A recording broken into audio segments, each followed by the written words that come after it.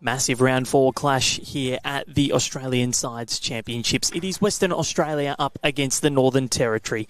Jodie Reichstein, Naomi Brennan, Elise Crisp and Shae Richards of the NC up against Lisa Smith, Sally Wilk, Christine Ace-Watson and Kristina Van Nierop of WA. Very much looking forward to this one. Val Furbo here with you on Rinkside Live alongside, as he has been throughout the entirety of the Nationals. Connor Munnings, welcome to you. Thanks, Val. Good to be here as always. And, well, we have brought in, we've got a full array of microphones this afternoon. This is fantastic. I'm very excited for this because we've got someone involved from both parties here this afternoon. We've got someone from the NT and WA. We'll start with the NT's team manager, Lynn Hayhow. Lynn? That's right. Phil? Now, you are my saviour. I must say before we start this, I mentioned yesterday, Lynn, how at the laundromat I had no coins. I was hopeless. I was surrounded by negativity, and there you were. And the machines that were futuristic as well, but yeah. Yes, yep. But we got there. You did. And you saved me with 2 of the soap pads, so I very much appreciate you, and you will get your good karma, that's for sure. Thanks, Phil. Thank you for joining us today. How have you found the event so far? Oh, just been wonderful. So I was here last week with the over 60s, playing with them, and thankfully the weather this week is much kinder to us, but fabulously run event. The girls are all enjoying it. Just having a great time. Amazing to hear. And, well, the man, the myth, the legend, Doug Kelly, the president of Bowls WA, he joins us once again. He's got some of the best sayings in this sport, and hopefully we may hear some of those again today. But, Doug, welcome to you. Thank you. Absolute pleasure to be here. Thanks, Val. So we're about to get this one underway. Chrissy skipping for Western Australia, Shae Richards for the Northern Territory. And the bowls that they're using, we've got Jodie for the NT with blue SRs, Naomi with orange yellow Evolves, Elise with white XGs, Shae with pink Dynamics, and then for WA we've got the blue XGs for Lisa, Sally with Dynamics in the green and pink, Christine with orange SRVs, and then Chrissy, those trademark orange XGs with her dog on them. So, Lynn, did you get a game inside? One game inside, yes. And give me your take on it. Oh, well, this is like home to us, so it is we only have these sort of surfaces. Alice Springs does have grass, but the rest of the rinks in the territory are all the synthetics, so we loved it and loved being out of the wind as well, I must say. So. Whereas we don't actually mind the wind, especially in the metro and up the coast, but the grass, and we're used to quicker greens, of course, but we do have a big percentage of synthetics in WA, as you would well know. So we'll be well at ease on this surface, that's for sure. Yes, definitely. The pace of it, how did you find that? It's a little bit slower than what we are at Darwin. It runs at about 18, I think, so it is one of the quickest ones, and it's also extremely wide, which is most of the girls come from the Darwin club. Well, it's about half and half. There's one from Catherine in this lot. And the others are sort of split between the two, but Darwin has definitely has the fastest reading.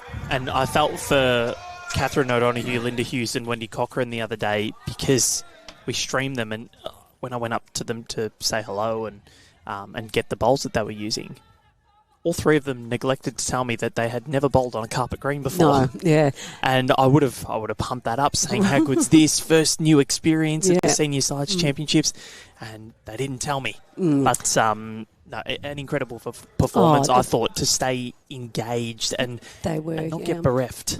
They were, yeah. It was, as you say, it was a very one-sided match, but the girls did a really good job of staying in there and staying positive. So, yeah, we were very, very happy with them. And did you find, I've had a roll on it and then been watched a few of it, that it was sort of wide for the pace that it was? Ours bowls very wide at home, so we're actually sort of used to that sort of surface. So. And we're off and running, Val? We certainly are. This is Sally Wilk. She's our debutante from the North Perth Bowling Club, which is one of the success stories and club that's transformed itself from maybe, without being derogatory, a Sleepy Hollow to now one of Club of the Year last year, just full of great people, masses of social membership and building a really good foundation of clubs, of members within it. And you've been there, Connor? Oh, you can read the story about the North Perth Bowling Club on the Bowls Australia's website. We've got a new Club in Focus series. Each month we're going to focus on a new club across Australia, and North Perth was our first edition. They got in contact with me and they were keen to share their success story, and it was a really interesting story about how after COVID they really started booming. A lot of people trying to find that connection within their community, and that kind of helped them a lot. And talking of community, they're great at giving back to the community. They do a massive fundraiser that pours money back into it. And bowling clubs Australia-wide are very generous and good at that sort of thing, but North Perth is arguably one of the best in WA at it. Charity month. That's what they do, the fundraiser, charity month. Yep. Wow, that's great. No, and they do it really well. Lots of good people, some very notable bowlers there. David Wirapunda plays bowls there. Yes. Do you know any footballers outside of Richmond, do you, Val? I know many footballers outside of Richmond. I do a bit of footy calling on the side, so those who listen to this know that I do have a sycophantic passion with the Tigers, but we'll park that. Although I do like your colours, Doug, your Western Australian colours. And Lynn, it's quite impressive that the NT for 5 bowls clubs. So we've got Darwin, Humpty Doo, Nightcliff, Alice Springs, and Catherine, where Queen Bronwyn Hagger is from. She's one of my favourites. Yeah. But to put out such quality from 5 clubs, I find that mightily impressive. It is amazing, that we have we often say we have some of the states have got more clubs than we have members. So we do get a good quality and very, very extremely dedicated girls and boys, men and women, that just really put a lot of time in, a lot of effort in, and they are impressive. And when you see the wins that they have, and you see Daniel Baker coming third in the Champion of Champions, Tristan winning it in 2020, Colleen winning it in 2017. How important is it to really celebrate those wins? Because it is, I think you'd be. You could call it a sort of a minnow at times, but to see them win and it's quite an incredible story. It's fantastic to come from such a small area, and I guess the issue is that we only ever compete against ourselves, so it's hard to get better if you're not bowling against different people at times. So for them to have that skill is fantastic. So, Christine Ace Watson, nicknamed Acey, has those on her bowls. It's good because WA using a lot of the orange bowls, and we'll talk more about the Perth Suns very shortly, Doug, because it was quite a historic BPL for them recently as Chrissy and Shae make their way down to the mat. I know Chrissy's husband Marcus is watching along, so good afternoon to you, Marcus. I know he's got apparently one screen on the cricket and one screen on the bowls. So hopefully the bowls is on the bigger screen to support your wife. He did meet Mitchell Johnson the other day. He sent me a photo. Yep. Wow. And I should send a big shout out to Shae's 2 little girls. So she's got Arnica, and she has. So Arnica is. It's on the right page. That's a ripper from Shae. Oh, well done, Shae. So, Arnica's 8 and Bella is 5, and they're going to be watching at home with their grandmother. Oh, fantastic. So Shae was actually a junior. She started bowls when she was 12 and then stopped at 17 to 18 to have her babies, and has only come back over the last couple of years. So she's still kept her skill set, that's for sure. Kristina, she's close. She's got it. And that, has it stayed in? It sure has. So it was a tough result for Western Australia in the last round because, like their final match yesterday against New South Wales, they were in front for the majority against Victoria, and then just a couple of big collects to their opposition ended up being their undoing. But they're close, and the NT still yet to find the victory, but I think all of these experiences will bode so well for them. So Kristina, as we've seen time and time again over the last few days, trails the jack, pokes it out in the open, holding, is it 2? So it's Sally's ball, and Sally's actually had a real great start to her state bowls career. She has been really solid. She's settled into it very quickly. So, and as a second, we know it's a really pivotal position and can be the difference. And she certainly has not filled out of place with the way she's been playing over this day and a half so far.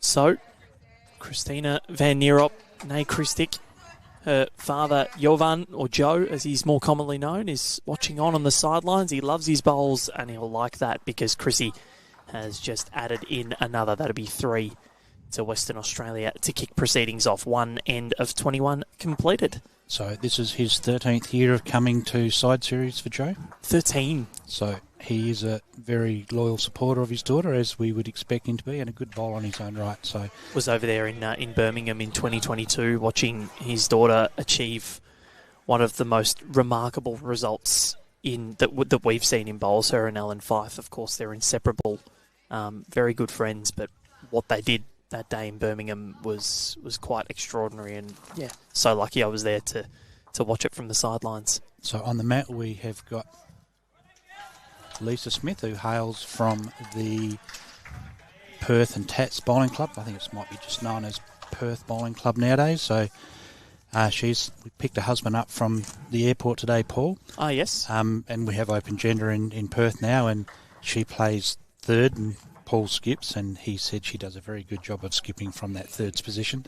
But yeah, very accomplished bowler, has won a couple of state fours and masters pairs and so forth, and been club champion at the Perth Bowling Club for the last 7 years in a row, which is a fair effort. So understands the game of bowls and plays it very well.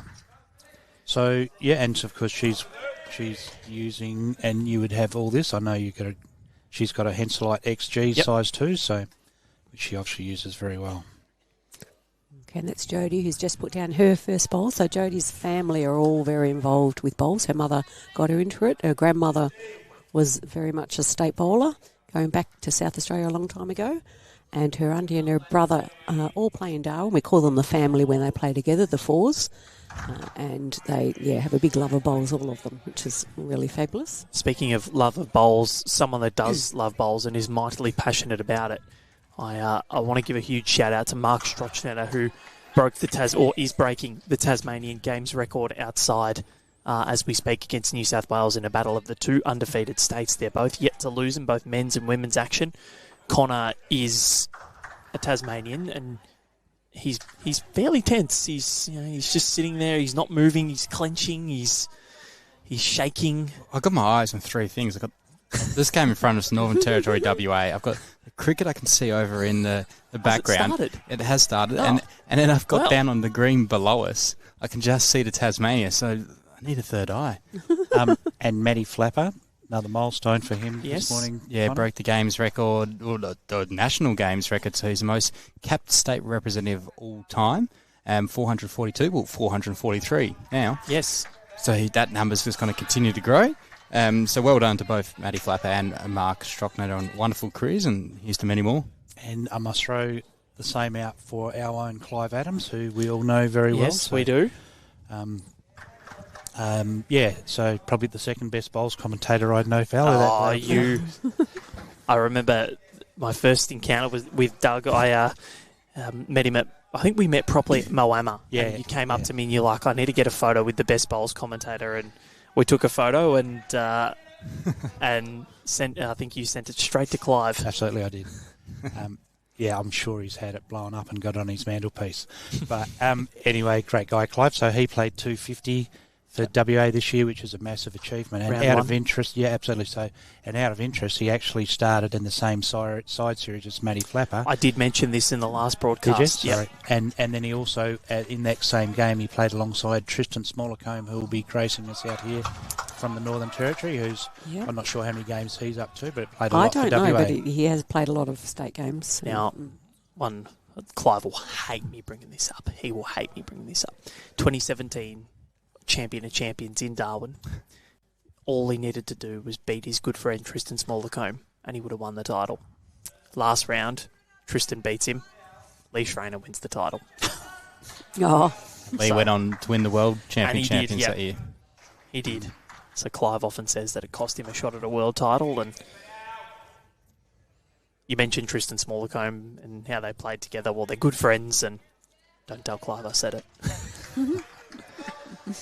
So, Christine, it's quite good. We've got Kristina, both using orange bowls. Sally's got orange within hers. And so that Tasmania New South Wales clash. So Tassie were in a little bit of strife against the ACT in the men's side of things, and against Dylan Fisher, the ACT skip was down, I think 5 or 6. Needed to trail the jack to make a number, or bring the jack back towards the ditch. Ends up cleaning his own bowls out and went 8 down. Oh, no. So you don't see many 8s around 4s, and especially not at Nationals. No, not at Nationals. We did have an 8 scored against one of our ladies in the over 60s. I'm not sure who they played, but hasn't come up too often in any conversations. But it does happen, but it's not common. As we see Ace Watson swing onto a backhand, she's played this really well. Very she close. Very close. Flops in. Yeah, classy. Well done. Her husband Jeff, who has been a bit unwell, and he'll be home watching this, I'm sure. So, which is Watto's a good bowler on his own right. So, I'm sure he's played lots of games with AC, and both hail from the Boulder Bowling Club. Okay, and that's Elise Crisp, or Crispy as we'll call her. Just putting down her cactus bowls there. She has a cactus on them. So her auntie was a mixed pairs champion, a state mixed pairs champion in South Australia. So that's where her bowling history started. And sorry, speaking WA. In Perth right now. To cricket, and Mitch Stark first over. What's more synonymous? A wicket in Mitch Stark's first over. Brilliant. Sorry, I had to bring that up. I was just taking note of the weather. Just another day in paradise. How nice does it look? Yeah. So we're on Cyclone Watch in Darwin. I did hear this, actually. I was talking with Barry Beaumont the other day. Yeah, everyone's a little bit stressed about what's happening at home, so it is expected to hit tomorrow night. Well, hopefully everyone is okay and everyone's looking after themselves. Yeah, hopefully that everyone's prepared anyway. Kristina. She just does this all day, every day, Kristina, doesn't she?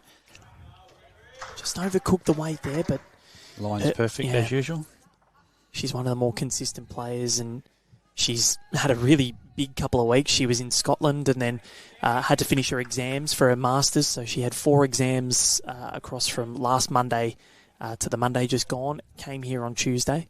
And also BPL on top of that, where she was an all-star, so it's been a really big couple of weeks for her, but she's not done yet because she's got to play, I think, 2 events of the Australian Championships as well. Mm-hmm.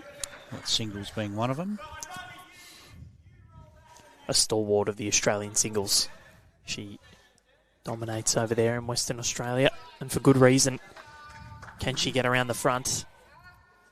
They swing beautifully on this rink. I mean, it's good if you can, as Skip, if you can cut down when you are down, but if you can add, it's equally as important because it's one you don't have to cut out later on. You don't get many free hits, especially when we play the big 3 states, so our skips are bowled under a bit of pressure at times, but they have Lara and Chrissy have been exceptional in those circumstances, so it's an absolute pleasure to watch them in action, actually.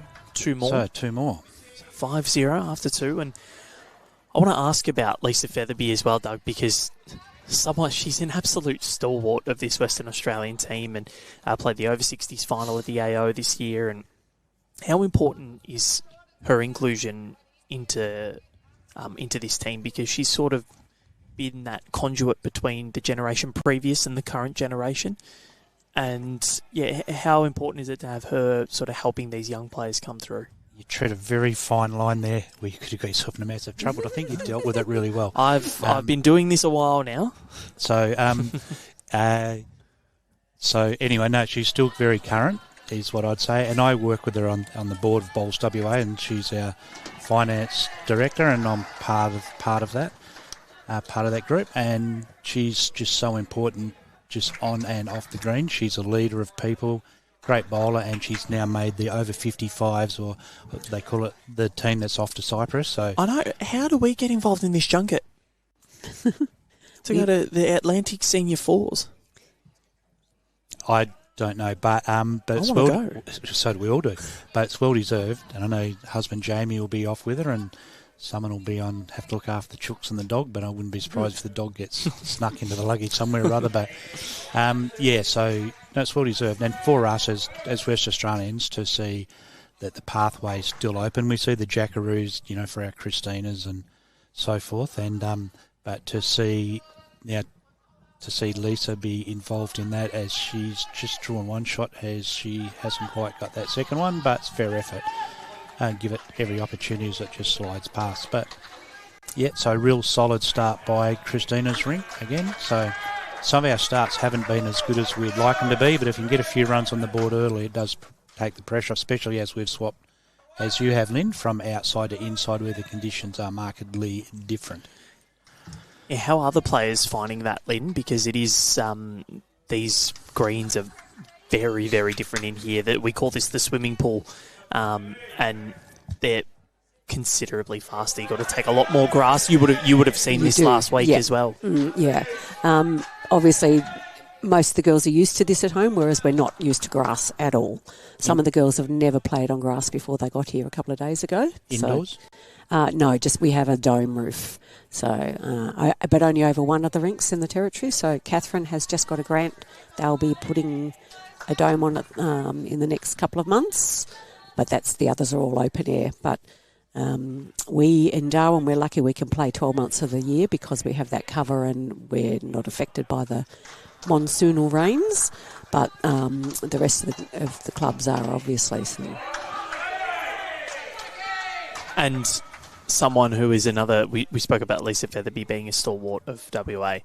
Now, Queen Colleen, she has played in every single event so far at this Nationals. Yep. How's she feeling? Is she tired? She seems sprightly and energetic. She is terribly, terribly bowls fit. She only got home from Europe a week, I think, before she flew down for the Champion of Champions. Yeah, she was in Italy. She was, and she's here for the next week. She's got 2 events next week as well. So she just keeps going. She is extremely bowls fit. She's definitely an early to bed person. She doesn't hang about at the pub or anything like that. She has a very low limit of having a beer or having a drink after the games. And it shows. She's bowls fit and she just keeps going. She's an energizer and she's such a positive skip to play with. She's such a positive bowler. We love playing with her. Yeah, she's someone that I think exudes passion when it comes to this sport, and I've had her on Without Bias, and I want to do a longer form interview with her about her career and just her passion for bowls, because you can hear when she speaks about it, there's almost, you can hear the glimmer in her eye. When she thinks about bowls or talks about bowls, it is great, and there's people like that in every state. Really, Clive is another one of those because he just lives and breathes it. Yeah, I think especially in the smaller states, you've got to have that just to keep the clubs going a lot of the time. Like, she's been behind so much of the fundraising and all sorts of things over the years in the club, and getting young people in and keeping them there as well. So, not that we have any at the moment. So this one making its way down. How crispy will it be? Is it going to work? I've been waiting to do it. I've been waiting all day. I penciled in at least crisp. The mat might be a little bit far back for the weight that she's just played there. She might have to half a metre short. But anyway, so I'd say that our very own Sally Wilk is holding shot there. So WA holding just the one, you think? We do have a paddler as well, which is absolutely fantastic for fours, because when there's a lot of bowls out there with varying colours, it's quite hard. There is I I actually didn't write it down. I was supposed to do it. There's a piranha on someone's Oh, bowls. that's on Jodie's bowls. Jodie's got the piranha on hers. So that's a piranha that is either holding or has second shot there. Well, might have a little bit of bite. Might. Oh, there's Crispy. Oh, how good's that? Yep, that is Crispy. Crispy good. Very good, Crispy. So, NT holding one. Currently 7-all on the master board, so hanging in at the moment. And I think this has been the issue for states taking on either Queensland or New South Wales and the NT and ACT. You can hold on at the start. It's just keeping that consistency from the get-go. And, the first 10 ends are always so pivotal. If you can hang in, then it's about really consolidating and building on the platform that you've created. And it's a endurance battle more it so. Is, yeah. So we speak about the worm and about on the aggregate board is staying there. Yep. In the aggregate for as long as you possibly can, and then hopefully if you can stay there long enough, the bowling gods may just shine, and you have a shine on, and if you can just then you only need a little bit of luck at the end. So that's right, yeah. We've been able to do that really well. As much as we've lost a couple of aggregates, we've stayed even against the New South Wales yesterday. Our girls were exceptional the way how long they stayed in. But even the men as well. It was, absolutely. 4 shots good. and it was one rink all, and then I think that New South Wales might have pinched that second rink right at the death. Again, yeah. No, they've been good. Come Shae. Not a bad effort. So Kristina, purposeful delivery, lining up on the forehand.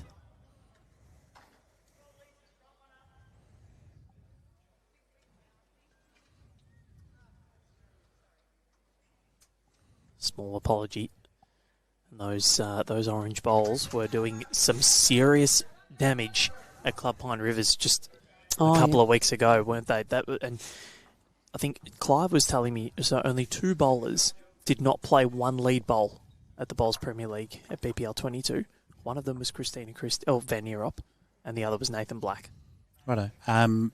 There's some couple of quality names, quality bowlers. So, the impact that's had in WA has been massive. So, one to the NT. One to the NT. It'll be interesting to see the numbers that got how many people watching as it was streamed back in. It was great coverage, and all credit to Val and team. So, it was a great promotion, of the game of bowls. And, Ben, I know Benny Leggett at debuted with Warren Holt, so had work commitments, and so Ben was shifted into side, and what a masterstroke that turned out to be. He really did fit in and was not out of place for 1 second in that competition.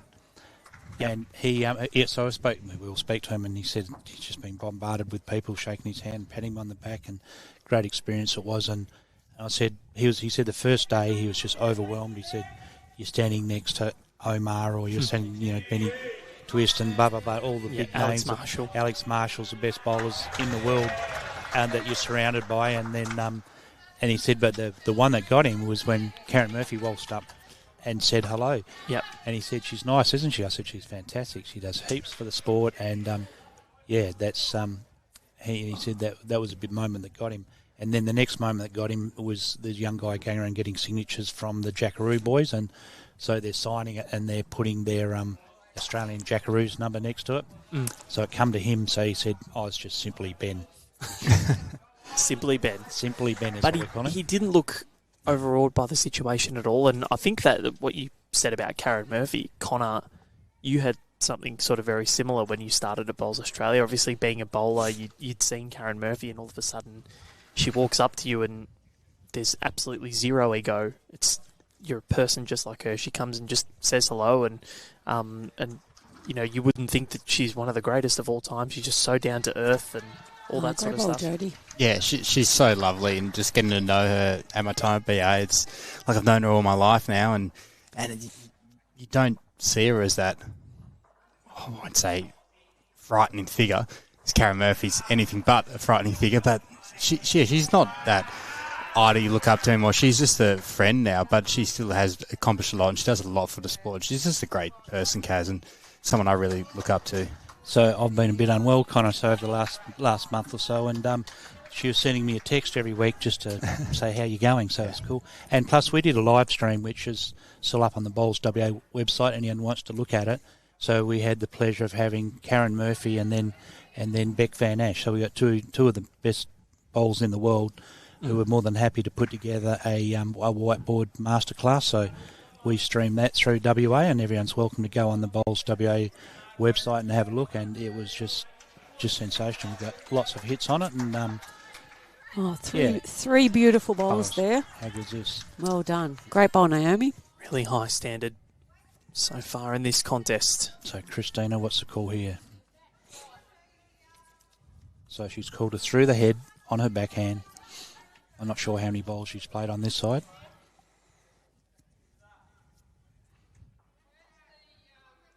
I like the colour-coordinated shoes and hair. The glasses match the hair, apparently. I can see you rook on that, Connor. Maybe they're the shoes I get. Yep, you might need to. Connor's got holes in his shoes. It's been the running joke that we're going to get him sponsored by the end of the Nationals. So Sally's done as per instructed. She may not have got shot, but she's got one in the head, and it's in a very good spot. It's a great spot.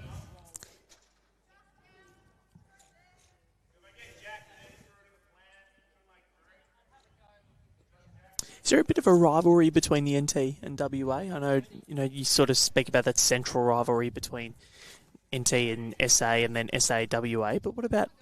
No. Should we start one? No.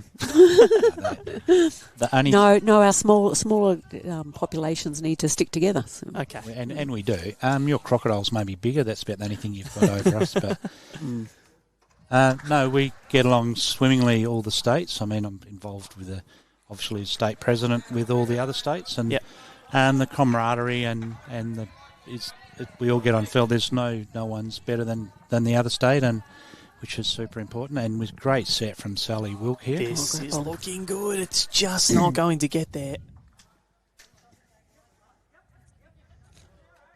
And I think what's great to see is, Doug, after the para-nationals as well, I think we must talk about that because Jodie Nikolic is sort of really leading a big charge with how she's playing as a right-at-home emerging para-jackaroo. So, yes, the Opens are doing so well, but it's great to see WA doing so well on a para front as well. Jodie's end up being one of the legends of the game, and she has a lot of passion for it, and obviously a lot of ability. She's made it into a jackaroos, and as we know, bowls is a very inclusive sport, and it's really important. I'd suggest that the para part of when we get into the Olympics, as we push towards, going towards Brisbane, is they'll be included, and then hopefully we can get the open sides in there as well. Fabulous, yeah. Well, we had bowls for Brisbane. Were you at BPL for bowls for Brisbane? But I watched every minute of it, I can assure you. It was quite a good atmosphere. Take my hat off to Bowls Australia and the way that was set up and the way it was telecast around the world. It certainly won't do our chances any harm of this going to a next level. So Chris Ace Watson, look how she's tugged that one tight and it goes right across the head. In fact, she's out of bounds.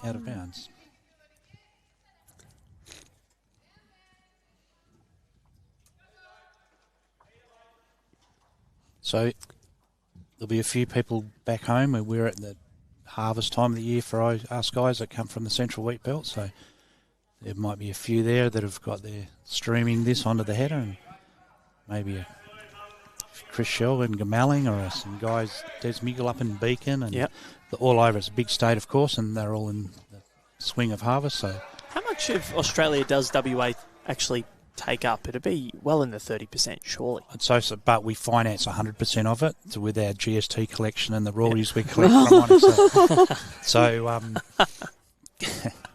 sort of might throw that in there.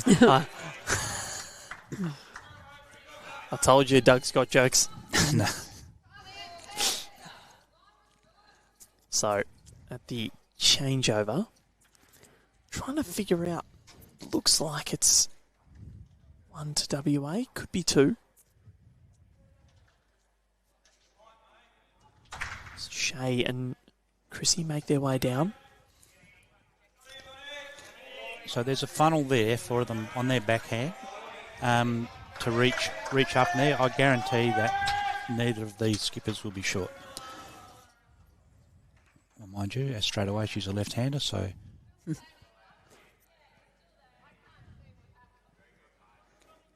So Shae Richards,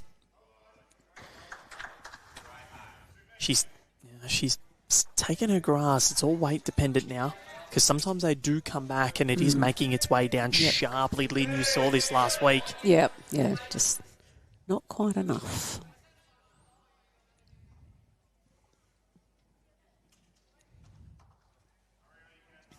Kristina was quite incredible as a skip at the BPL. So just on that actually started. I was up at Moama, as you know. She's close. She's Brilliant. Very close. Has she got a bit of hand back there, or does she need it? Oh. So that's NT with 2 bowls back there. Yep. Sorry, Doug, continue. Yeah, look, so up at Moama, that was when the switch and Chrissy went to skipping and Carl went on the mat.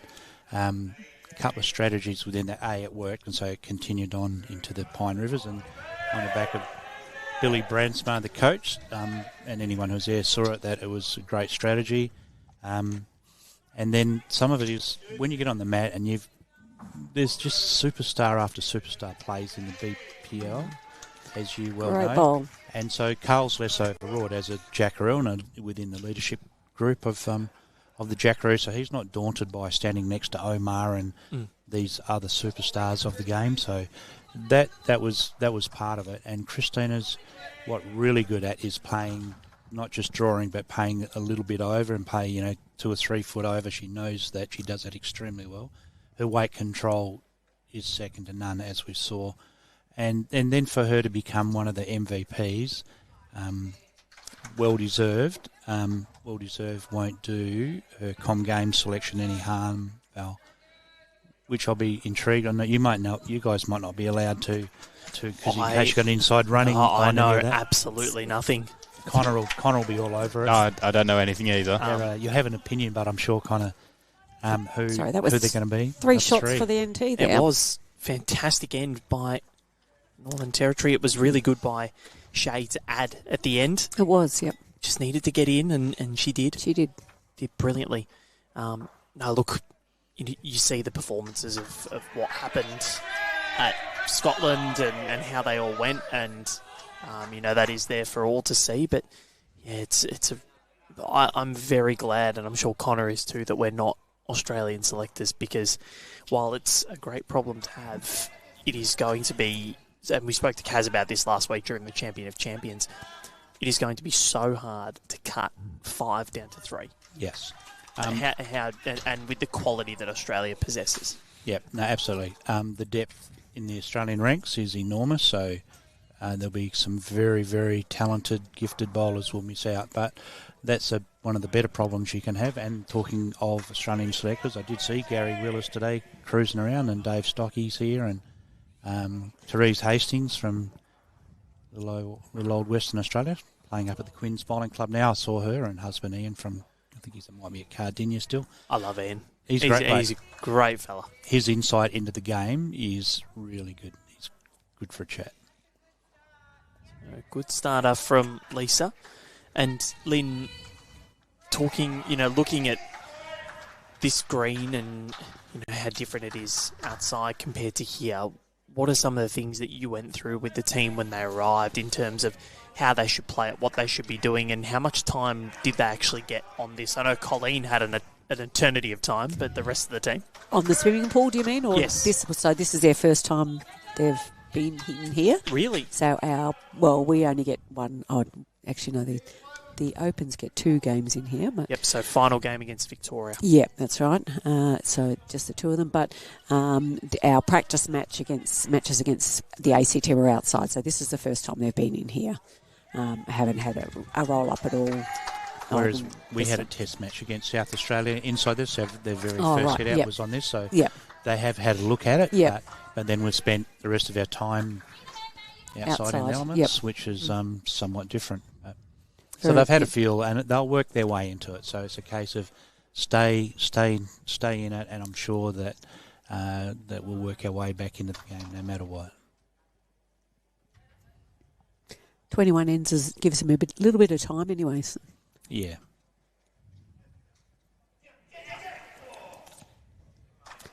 Nice ball here from Naomi. Travelling through, but it'll find a good home at the back. Oh, yep. So on the master board, 16-8 in favour of the NT. So the Northern Territory, the Crocs, as they're known as, Well done. they are swimming strongly. It is the swimming pool. Is there a little Yep. bit of freshwater Crocs or saltwater lip? Saltwater, definitely. Salt, Yeah. okay. Well, we have both, but Yeah. the only ones we concern ourselves with are the salties. So. So a bit of salt maybe on this blue-green, who Yeah. knows? Yep.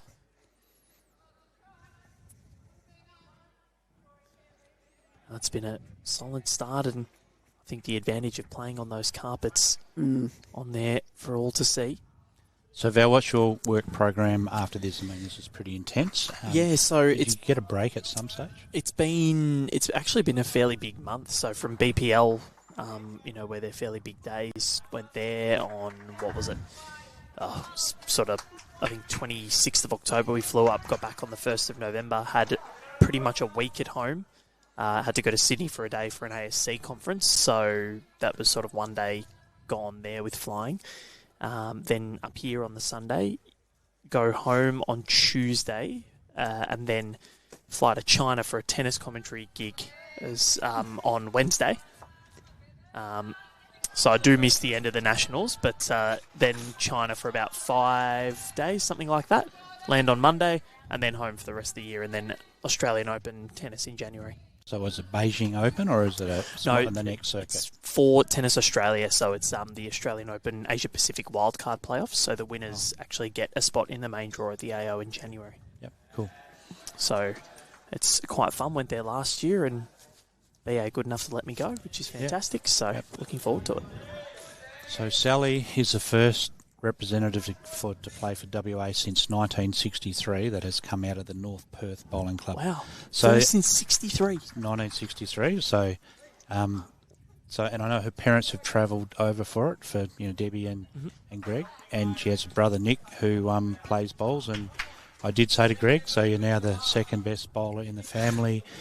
And Sally goes, no, he's the third best bowler in the family. Nick's still in front of him. Nick plays at South Perth, one of the powerhouses in bowls in WA. Great bowling family, obviously, with three of them, but what an achievement. And the North Perth Bowling Club will be so supportive. And it's and Lynn, I know Catherine has finally got their bowls green. Finally. So they opened they had a pairs competition on Queen's birthday weekend. Yep. So finally got their new green, and it's absolutely beautiful. So we have Jordan, who's playing in Colleen Orr's team, and she's from Catherine. She was a junior, and she stopped bowling also for a long time. Has only just come back since the beginning of the year, and is very instrumental in getting. Great bowl from Crispy there. Very instrumental in the club down there. They've also just got a grant for their roof, or their roof will be on hopefully in January, which will be fabulous. So, how fantastic!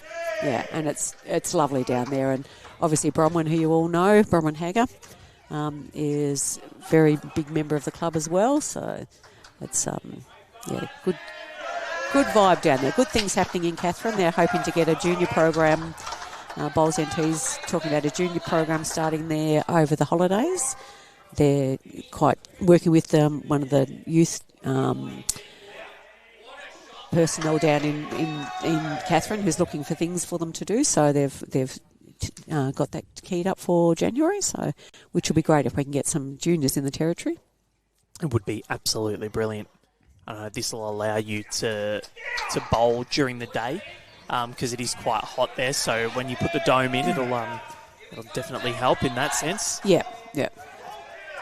And we still do bowl during the day. We don't tend to have a heat policy because though the humidity is up to 100%, the temperatures are usually only sort of Doesn't change much winter. We don't have winter, Yeah. but dry and wet. It's usually 30-ish, 34 degrees all the time with the humidity. The only heat policy you'd have would be getting them to collapse in a north-south orientation so you could still draw under them. And Yeah, probably, stop the game. Yeah. If you're going to pass out in this direction. It was interesting trying to tell the girls about what sort of clothing they should be bringing down here. And if you've lived in the Territory all your life, you have no concept of how cold you can actually be down here. I think Just Jeans wouldn't sell very well up there. Well, interesting note. So the same Perth sold it. We're the same. We've got a warmish climate. Winter can get a bit chilly. Perth were the biggest sales of thermals they've ever sold in the month of November. They've all got them on here. So Lisa has got 2 sets of strides on, so she tells me, and they'll have thermals underneath. They are hilarious. So watching them. It's very rare that you see Chrissy actually wear pants when she plays. No, well, there I go. Rest my case. So, there's a few brave souls, but outside was interesting. Our guys, they just couldn't get over how cold it was and the wind, and apparently for the juniors it was horrendous. The juniors, and Connor can attest to this. Last week we saw Ollie Morrison. He was the only one, but he's Tasmanian. As this one just takes the jack and sort of pinballs around. But Ollie Morrison, 17 years old, was wearing a T-shirt and shorts in the torrential downpour hail mini earthquake that we were having down here. It was insane. It wasn't cold though, Val. It was freezing. It was just rain and hail. That's all. That's all I played in shorts all last week because I don't like playing in long pants, but I did have thermals on under my shorts and, short shorts and lots on top. How has Kristina found this? That is a brilliant bowl. That is number 1. It must have been cold because someone told me that someone saw Bernard Knights, immediate past president of Tasmania, saw him walking down the street and he had his hands in his own pockets. So it must have been chilly, Connor. Yeah, but it was seriously cold. We didn't get much of it as we started. I got here for the back end of the 60s and they were all grizzling and carrying on about how cold it was. But 3 to W8. Is what it is. Could be, we've played in hot, you can't complain, just do it. Oh, my husband's gone home from it with a terrible cold, so really? I think he's very happy to be back in the warmth, though. Well, it's been quite interesting to see how people sort of come in as soon as they enter that door, layers off, and they jump in. So 3 to WA, 8 shots to 4 here, and NT holding on the master board, 17 shots to 11. So good start for Northern Territory to start proceedings.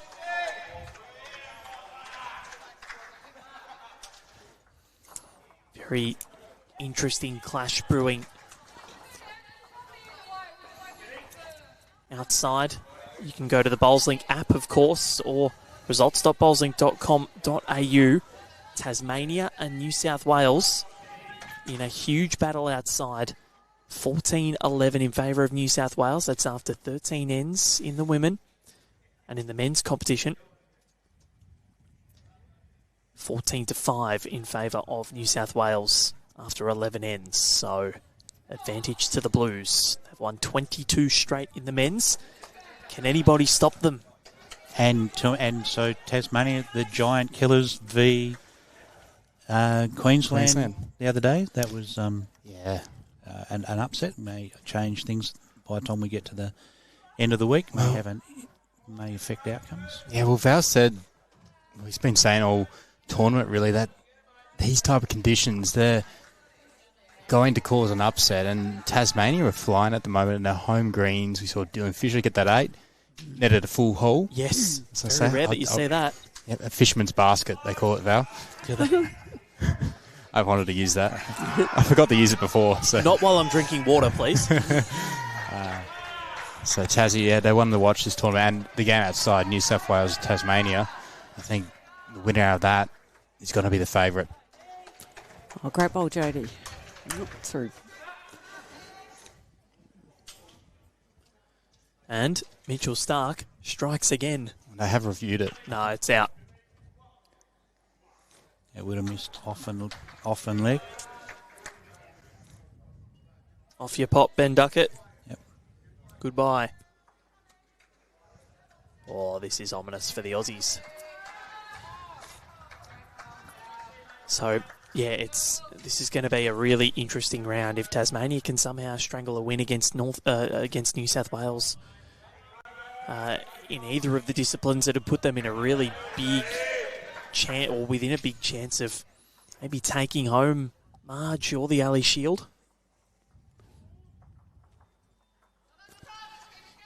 NT, of course, has won the Marge Morris Trophy in 1995, I believe it was, Lynn. A while ago, yes, yep. Yep. And Naomi, who was just on the mat, her husband Alex is playing in Tristan's rink across the other side. What a bowler Tristan Smallacombe is. I totally. know you both know a lot about him, having been a WA expat, currently working at the NT Airport, I believe, still, at the Darwin Airport in Customs. And he's a great fella, but not only that, he boasts an abundance of quality, has played at the Bowls Premier League before as well, Champion of Champions winner. Yep. And what he does for bowls in the NT, I think he's just brought it into vogue a little bit more just by his results. Yeah, yeah, and he's such a lovely gentleman. He's a real gentleman.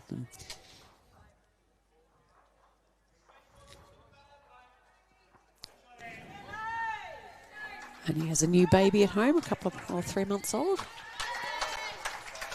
Well done, Naomi.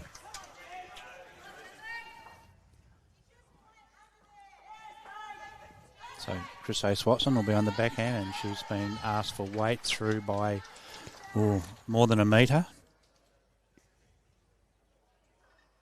Just the one down, holding 2 seconds, but needs to change the shape at it so that Chrissy can get to it.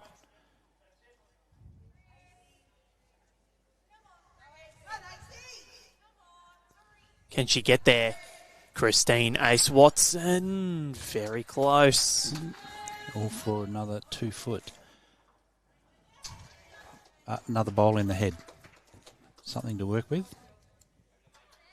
Played 5 ends. 21 untimed. So, Lynn, just getting here, I mean, we don't exactly jump over the ditch. No. We do come via Melbourne. So you do, but just you got to go a long way before you can jump the ditch. We got quite a run up to get to the ditch, is what we were saying. Well, we leave Darwin at 1 a.m. Our flights leave Darwin to Melbourne, and 2 hours in Melbourne, and so we get here sort of lunchtime the same day. But that day, after having flown all night, we did come for a roll up, a very short roll up that afternoon. But it's hardly much. No one slept, so it's not very good. The guys that come from Alice Springs, actually it's a 2-day trip for them. They have to overnight in Melbourne to get here. So so it's a big trip for them. So talking of travel, I mean we do a bit of travel over in the west, but when Chris Ace-Watson, so when she was in the academy, when she was living in Cal or Boulder, playing at Boulder. It was like at 600 k's east of Perth, so she'd come down for training, so 1,200 round trip to go to training. 1,200 kilometres round trip. Jeez. And the same as we got guys who played in the over 60s. One guy from Geraldton and one from Denison, and it was the same deal. I mean, they were only a lazy 800 round trip for training, but you had to train. There were no excuses. Mm-hmm. Well done, Crispy. That's a brilliant ball. Great ball from Crispy. That was crisp. That was crisp, yeah.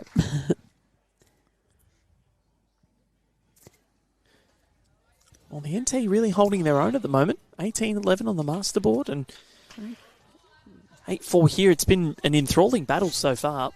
Kristina has her work cut out for it at the mat. Lynn, daunting when you come up, say, against a Kristina Christie or Ellen Fife and all these big names. I know you played in the over 60s and not this, but you still... I've played in the Open for the last few years. Yes, and I must admit the first couple of years I had no idea who I was playing against. And I actually asked somebody how they managed to get the coat of arms on their bowls, having no idea that... Who was it? Yeah, I can't even remember who it was. But there were 2 girls in the team, and when they said we play for Australia, I was like, I'm a little bit out of my league here. But it's also, I think, sometimes, the old adage, ignorance is bliss. Sometimes it's good not to know. Totally, yeah. I know there's a tennis player named Adrian Manarino who actually, when he plays, he doesn't look at the draw. He doesn't even know who he's playing against until 10 minutes before the match. So sometimes that ignorance is good because if you're playing someone with a big name, sometimes you can overcomplicate things. In your head. So I went to the AO as well this year, and we get to the fours, and we're playing Cody Packer, who's ex-West Australian, and who we know very well, and great bloke, great bowler. He's a great bloke. And then we had Damien Delgado. And one of the privileges that I've had in my time playing bowls was Shae. Shae. Very close. Oh, good. So we played him and then had two emerging jackaroos. So we won the first two ends, right, and then we get pumped.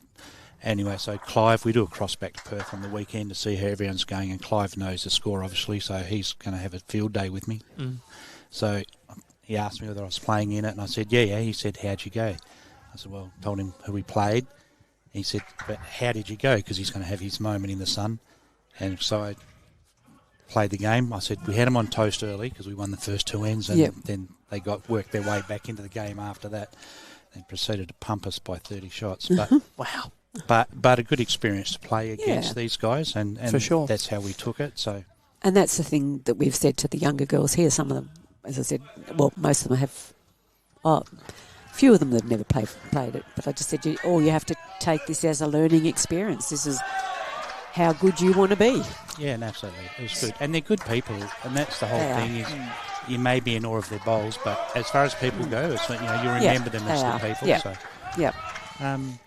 But Clive does owe me a few, Val, so I was more than happy to let him get a bit of payback. So that's 1 to the NT, 5 shots to 8 in favour of WA. Well, I get like that sometimes. When I found out that you were coming on, I had to make sure that I was on my best behaviour, and I get when Doug Kelly comes on, you got to make sure you're sharp, you're witty. It's great to be joined. We've got Lynn Hayhow from the NT, team manager and president of Bowls WA, Doug Kelly, joining me here on Rinkside Live. Great to have your company wherever you're watching from around the world. Here it's the Australian Sides Championships at the 2025 Nationals. So, and you are right, it does go around the world. So we did a stream for our ladies zone pairs. So we're out of Eton in Bunbury, and one of the ladies who was playing the pairs, who hails from, was Dudley Park at the time, she was playing, and we speak to him and get all that, like Val's very good, he's very detailed in getting his research and knowing down to what size bowls and a bit of history. So that was really good. And we're saying that you'll be on live stream and it'll go all over the place, and she goes, well, where will it go? It'll go all over the world. She goes, will it go to Thailand? We go, of course it will. So she rings her 2 daughters that are in Thailand and said, I'm going to be blah, blah, blah. So give them the link, and her 2 daughters, who'd never seen mum play bowls, let alone understand what bowls are, got to watch mum playing a game of bowls. How good was that? How good. And the next day she was so appreciative of the opportunity to do that. So nice. To facilitate that and see the impact that can have on a family and enjoyment of it all. That's the beauty of the Australian Open as well, because in the early parts of the tournament we will park ourselves on a rink. Doesn't matter who is playing on that rink. Nice, yeah. We will stream them. And that's the advantage, because if you come to the AO, you might get streamed. And, a lot of people get a little bit nervous, and we sometimes do have to say, like, look, it's no pressure, honestly. Just forget that we're there. We don't, we're not going to, we don't expect that you're Aaron Sheriff or that you're a Kristina van Nierop. We just do what you want, do what you can, and we're not going to say anything negative about you, because it's not what we're about. What? Brilliant bowl. From Naomi. So we are seeing a very high standard game, Lynn. Yeah.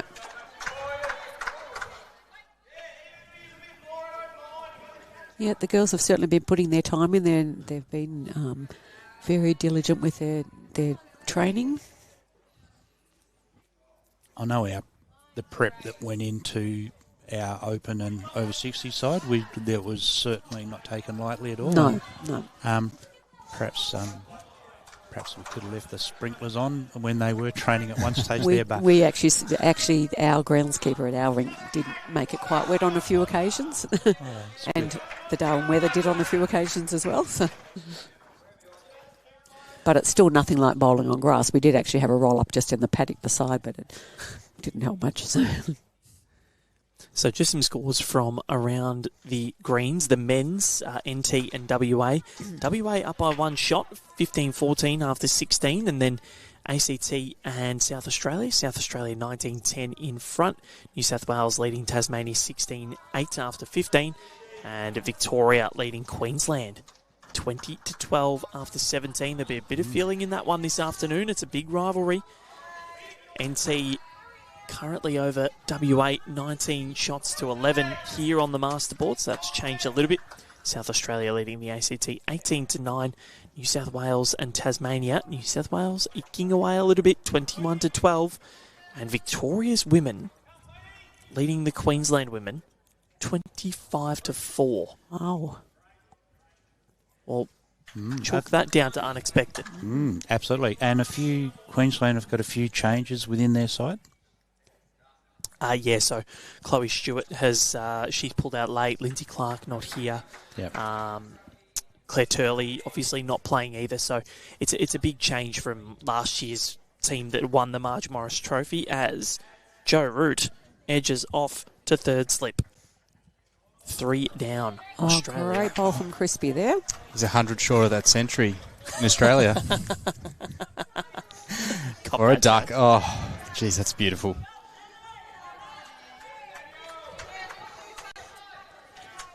So NT holding one there now.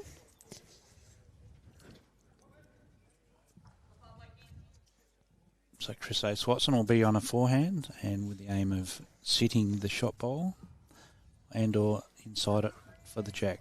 But not going to come back from there. They can do so.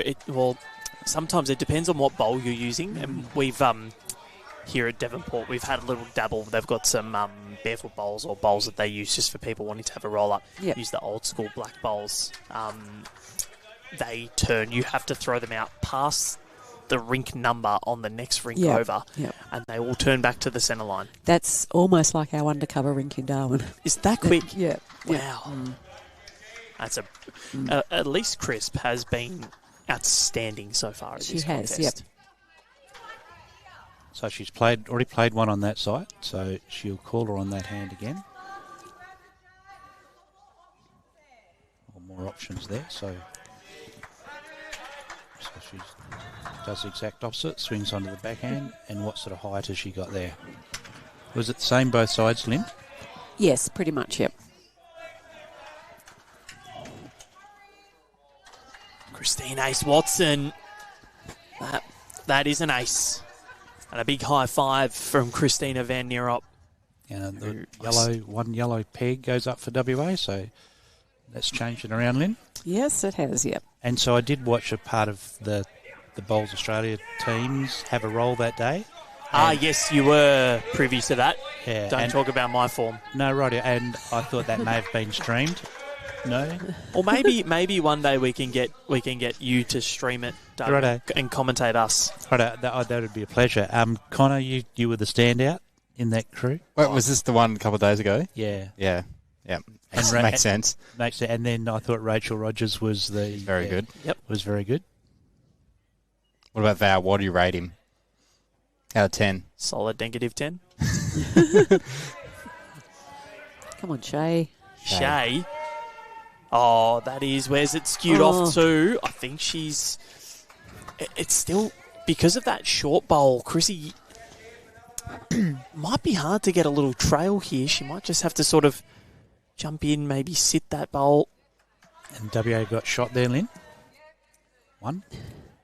Did I see... I'm sure that is the bowl of Sally Wilk.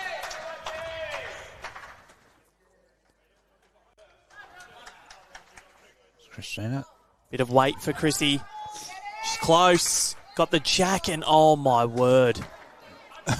I'm not quite sure how that has stayed pretty much almost exactly the same spot. to hit so it is actually an NT bowl. Yep. That is an NT bowl? Yep. Yes. So that's Naomi's bowl there. So how on earth has that not gone anywhere? Chrissy hit that pretty much spot on. And bounced back to where it was. That's the beauty of bowls, isn't it? It is.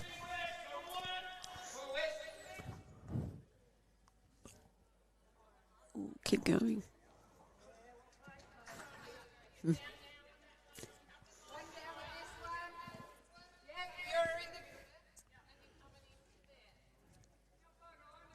She's going to play ditch weight. There is a little tunnel there. Has such a fluid drive. She does. Kristina van Nierop, she's close. Crashes into a few things. Almost got the ultimate result. And still, that bowl remains. Yep. And the NT. Well done, NT. Ever closer. 8 shots to 6. Been a really good game. Really good game. It's still really hard to sometimes, and I was doing the announcing at the BPL on the microphone, and when I did the introduction, and Kristina, Kristic, and then realised that it's Van Nierop now. So shout out to Marcus. He'll be home watching. He is an absolute ripper. So I'm sure he'll go to Scotland if, hopefully, we're all got our fingers crossed for Kristina to make the team.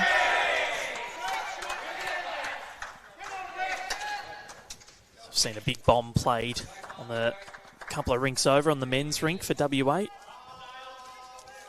Yeah, a lot more noise with the men. We were talking about the noisiest team earlier when you said Victoria, but I tell you what, Northern Territory, they're up and about. That was WA, I think. Was that WA? That was WA then, yeah. Oh, well, I'll say both teams then. Yeah, WA Jodie's and got a Northern touch Territory. on her first. Yeah. Fantastic. Well done, Jade. She's very comfortable in this company, hasn't she, Jodie? Yes, yeah. Jodie's one of those people who's just brings a smile to everybody, I think. So, yeah.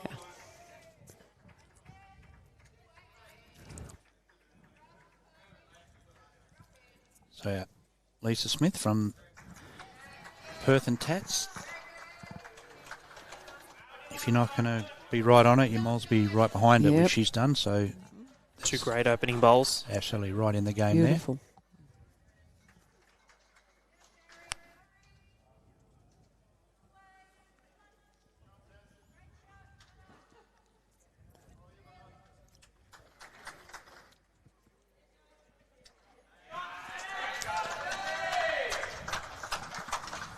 So Lisa originally hails from New Zealand, and then actually took up bowls in Adelaide, of all places, and then and husband Paul was with the bank, and then they ended up in Perth, and so then their bowls have flourished ever since. So Lovely, yeah. it is good. So bowls gets you into a new community if you shift into another state or another town. So it's really good for that.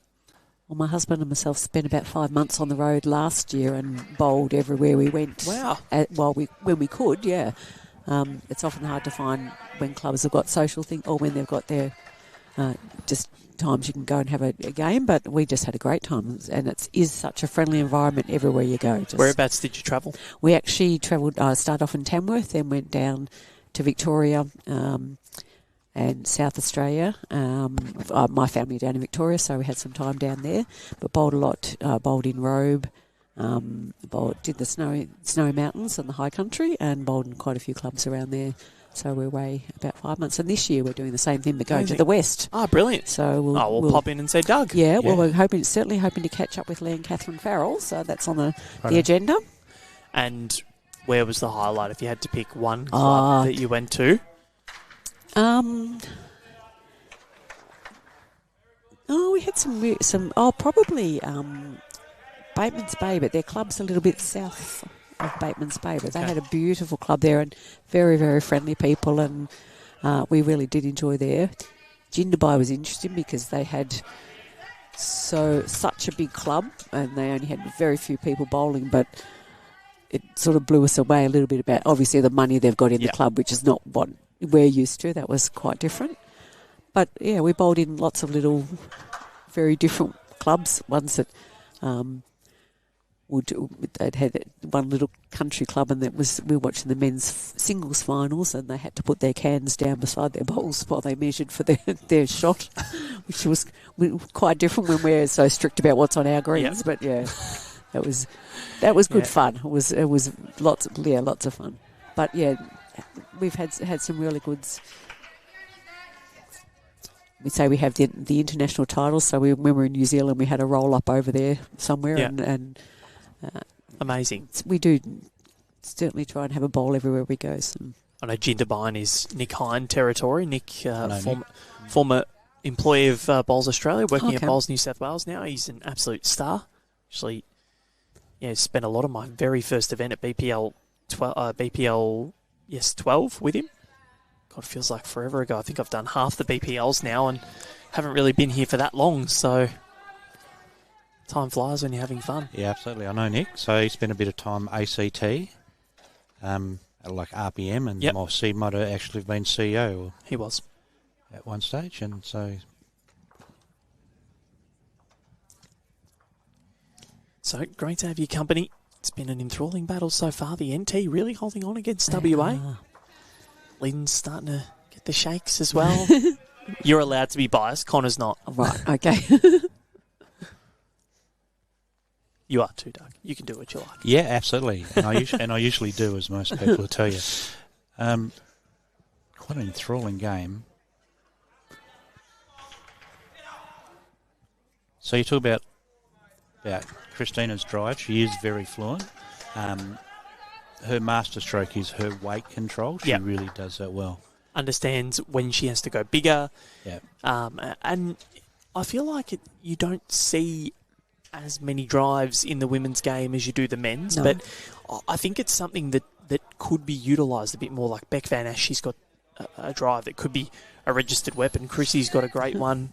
Natasha Van Eldik's another one who does have a good one. Ellen Fife won a Commonwealth Games with a weighted shot at the end. AC has a fair drive. She gets it away and means to gets it away smooth and can get there pretty quickly as well. Playing three probably you don't see it as much, but yeah, I've seen her. She can drive.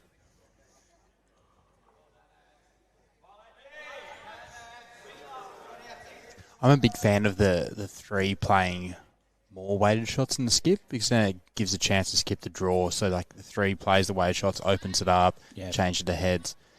Yeah, I'm certainly agree with that. If you can get it out in the open, you got to skip who's go to his or her draw. Well, then that is the way to go. Yeah, if my mind, if I'm like a selector or something, I know someone has a great drive in them, I'd generally pick them as number three.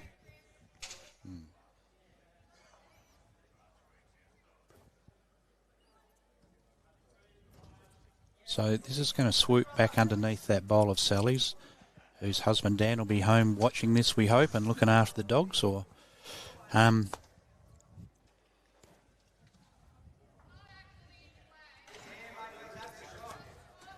so didn't quite get the job done. Skips make their way down. WA have edged back now, 21-17. So a couple of big collects across the other two rinks, the Butler and Featherby rink. It's unbelievable how, speaking to Lara before the game, her little boy Tyson's now one. That has gone so quickly. And she's back playing for WA. She's a key part of it. Her, not just she's very gifted, as we know. You would have called her probably when she won the AO, won the singles. Didn't get to do the final, but did the semi against Sharon Kavanagh. Right. So exceptionally good person, and husband lovely. Blake, who we all love to bits, who's a very talented bowler as well. But she brings a lot to the game. She speaks to the rest of the players. She never shows poor body language. No, never. She's very good. And if we had a stat on how many times that the skips cross over down, you might get a shock that see how much pressure they are under. Yeah, and it's more than 50% if you're, the rest of your front end aren't sort of rowing real hard. But Kristina's very good at controlling her body language as well. It's an important element of the game, something you don't necessarily, it just reflects Kristina's character and her personality. She's in after this one, Chrissy. Must be good she doesn't chase that often. Wants it to get down to the bowl. Has she stayed around? Well, she's had an impact. Yep. As we wait for the paddle to go up and confirm. NT still has one. Shae Richards just having a surveillance from wide of the mat. Leans over, has a look. Shae made any development squads as far as emerging jackaroos, So etc.? she was in the junior development squad back quite a long time ago, she says, but being only 27, it couldn't have been that long ago. And we have the high performance in the territory for the first time now, so she's part of that. I can see As why. well. So yeah, She's been impressive. she's got a beautiful, beautiful delivery, and it's always the same. And she comes from the Colleen School of Skipping as well, so she's a very, very positive skip. Yep. Just lovely to bowl with. The same, that great body language and really, really positive. And her husband is playing over in the men's team as well. Amazing. Julian, so Juicy as they call him. What do you do to have the nickname Juicy? Oh, his name's they was called Jules, and I think it Okay. just extended from that. So I'm thinking I'm not asking any further questions. Because we had we had Nogger here from Tassie the other day, and I was like, what do you do to become a Nogger? And Be a Nogger. These are the things that go through my mind when you're on air for 8 hours a day. We've got one playing over on the adjoining rink, Helen Stevens, who hails from the Osborne Park, and you can. I'll give you the answer after you've all had a guess. Okay, all right. She gets called Hooter. Hooter. Oh no. I bet guess. I might cut straight to the answer so we don't have to beep anything out. But no, of course she has an owl on her bowls. Okay. All right. Well, And because she's got two bowls, it's Hooters. But anyway, and she's the character that goes with it too, Connor. So, that's brilliant. and I'm at the same club, so I've had the privilege of playing with Open Jen and playing with her and her good friend Pam Chalmers, and it certainly brings a lot of colour to a game. And I've had to explain why she's called that many a time. Yep. Well, yeah, I can imagine someone would come up and ask and say, why is that her nickname? And then they go, do we want to know? But all PG rated here on Ringside Live.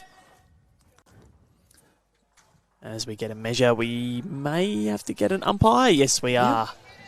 Umpire getting called. Bob Carlson waving his hands aloft. Oh, cool. Did I see AC get up and suggest that she's got it? Or did she get up and say the distance? There we go. Next rink. He's seen. He's aware. And a shout out to all the volunteers. I've been super impressed with everything that's happened here over the week that I've been here. No matter what part of it, they've pretty much been faultless. Yeah, they've been fabulous. We've had great volunteers, Devonport and Burnie Bowls Clubs, and Dean Martin Yes. paddling for us yesterday. Not the singer, but a local club member. That's amore. That's love. If you volunteer, that is love. There was always going to be a line for you there, Yeah. Val, that was going to open up. I can't believe I didn't say that yesterday, Connor. That's quite poor of me. Yeah. I used to love Dean Martin growing up as a kid. This is his home club. This is his Yep. Sure is. Yep, he's a volunteer here, local bowler. green grass of home. So, and the grass greens, they come into the event running 14 seconds, which is really acceptable pace, and then the weather went south on them. But today I'd suggest, this morning we're out on 1, I'd suggest it was doing 14 again. And they're quite happy with the finish and the shape with it all. When 1-2, the Black Ducks. I thought it was the Swans. Yeah, it is the Swans. Okay. Can be whatever you like. They're not dissimilar. By 1 millimetre. 1 mil. To be exact. Thank you, Kristina.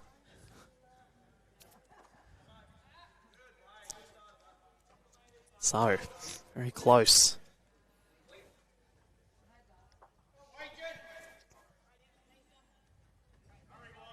So if this is being streamed back into WA, obviously, and I'd be thinking that our CEO, Ken Pride, will be sitting in his office, feet up on the desk. How are you, Ken? He's had his challenges, but he'll be up and about. Pretty tough cookie is our Ken. He'll be beaving away, solving all the problems of the world.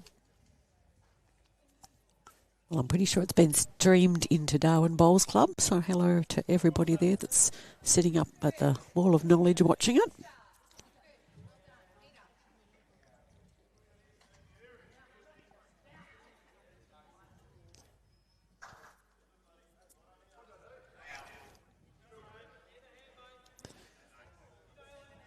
Timing's not ideal for us, being 3 hours behind.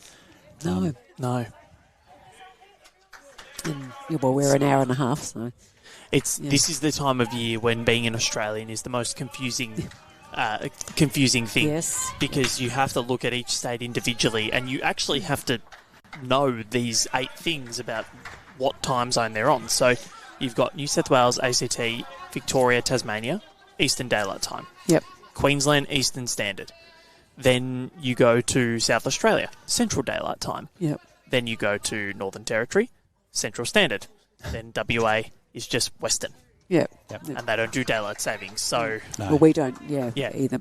So South Australia is, after 6 months of the year of being behind, half an hour behind Queensland, now they are half an hour ahead. Yeah.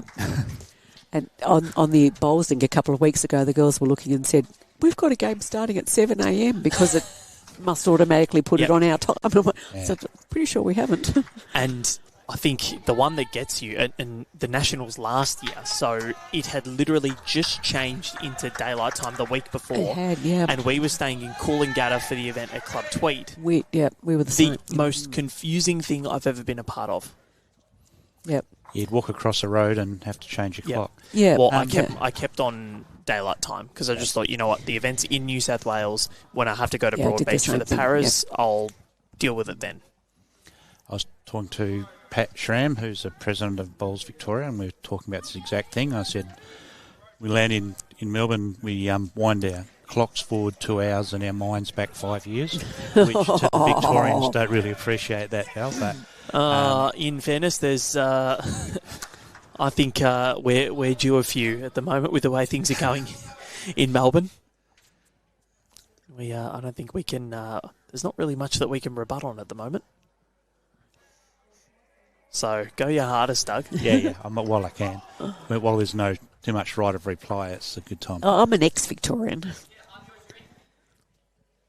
Ex-Victorian? And Carl Healy, so we're talking about the Perth Suns earlier on, Val, and Carl obviously was an important, integral part of our Perth Suns and has been for a couple of BPLs now. So he was made, biggest honour he said he's received in his life. We gave him a presentation. He's been made an honorary West Australian for service to bowls in WA. Okay. But do I get that for commentating Western Australian teams, or you could do? Okay. I'll see what can be arranged. Because sometimes it's nice not to admit that you're a Victorian. No, I'm not sure about that. Sometimes. Only thing we do has been run past a committee, and I think where you may come unstuck is Clive's chairs that committee. So he doesn't want me on there? I'm not sure. He always comes and says hi. Yeah, so he should. Yeah, well done, Ian. So he should.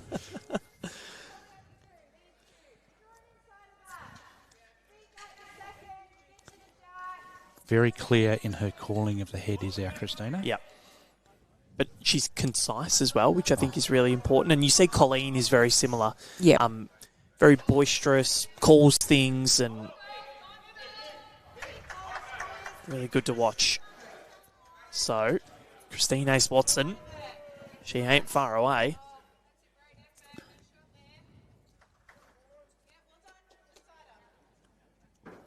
So, I've had a message from the Western Australian Champion of Champions representative, Lee Such, Lee Such. I've worked privilege of working with Lee Such. He is a very funny man. I've just randomly just got a message. I'm watching live in me knickers. Go WA. So that's a disturbing image. I have been given permission to say that. Thank you, Suchi. You're a star, mate. He's not streaming that anywhere, is he? No, maybe. Maybe. He's one of the characters of bowls. There's that image of him during the BPL Cup final when he sort of looked back and sort of gave the blue steel, but it was very funny. He's a great man. He's very, very funny, and he's great contributor to bowls in lots of ways, and just brings a bit of pizzazz to it. So he does, and you need those people, don't naturally, you? You can't all be the same. So, and there's so many extroverts as well. And I know I talk about Bronwyn Hagger a lot, but Connor and I were getting dinner at Subway the other night, and Bronwyn saw us there, and I think we were chatting for about 15, 20 minutes, weren't we? Yeah, wow. Yeah, she's just so good to have a chat with, and there's so many of those around the sport. It's a great sport. And I think we're lucky we have a lot of humble superstars. We spoke about Karen Murphy, but Chrissy at the start of the game goes, I better go shake their hands, introduces herself as Kristina every single time. No, it doesn't assume that everyone's going to know who she is. So, exactly. Which I respect. I find that really wonderful. Because, yes, a lot of people may know who these people are, but never ever assume that. And this one is looking rather nice from... Crispy? Nice, crisp. Give her a crisp high five. There we go. Wow. That was a crisp high five. Was.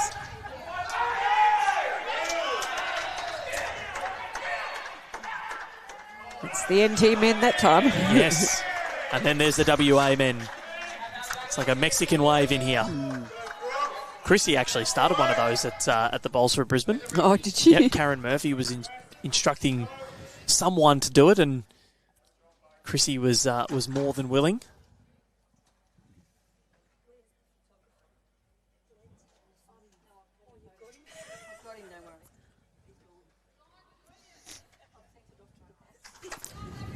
Someone's asleep. Oh, I think she's... Who's having a sleep?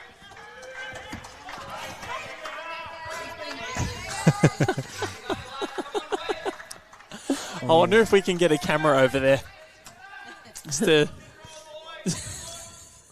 Might get Alex to go and just pan a camera over. It's some poor volunteer who's been working very hard. If he's having a kip.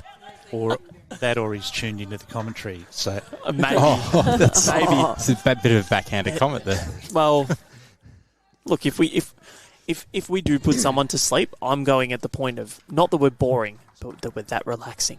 Righto. We can soon. Shae, well done.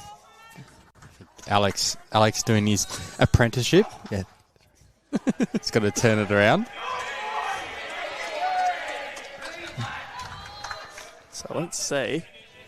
And just need Alex to...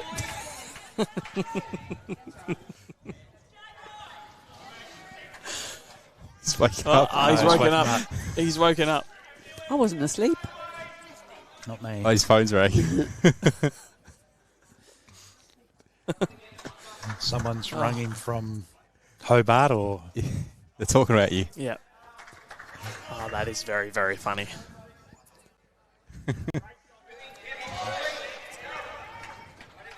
Apologies if we have stitched you up, sir, but sometimes it's too good not to. And Howie got him exactly when he woke up as well. Yeah. Chrissy. Ooh. That held a little bit, didn't it? You could see there was a little bit of a track there. So one to the NT.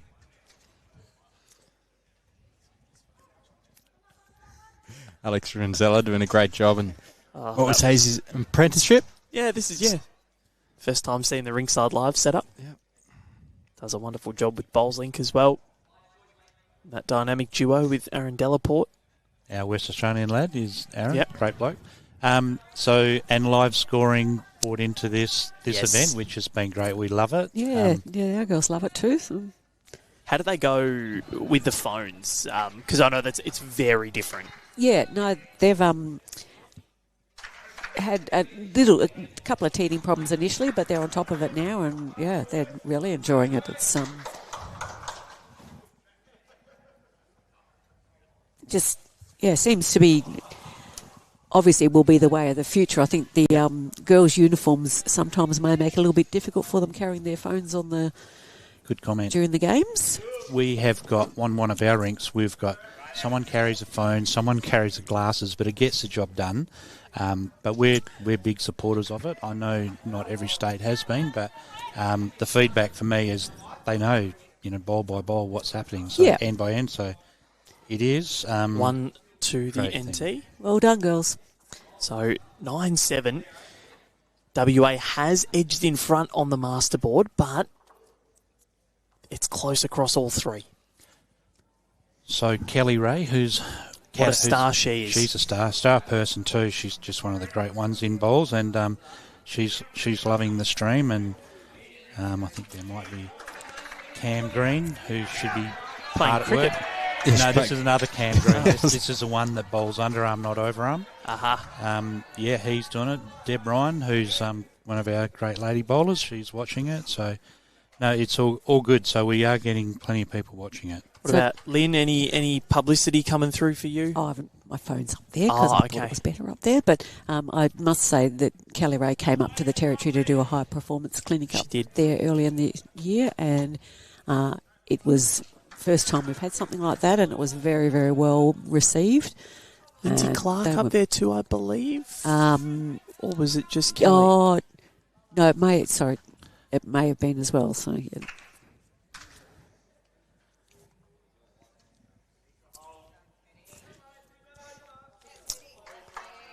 But hopefully we can get some more support like that up there in the future when we've because there's a lot of naturally gifted athletes in the Northern Territory. They are. It's such a sporty place. Yeah. So, yeah.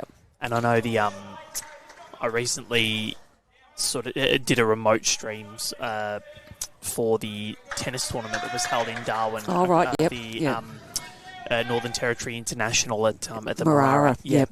And you look at that sports complex from a bird's eye view, and they've got, of course, TIO Stadium, which has broken my heart as a Richmond fan a couple of times, or once in particular.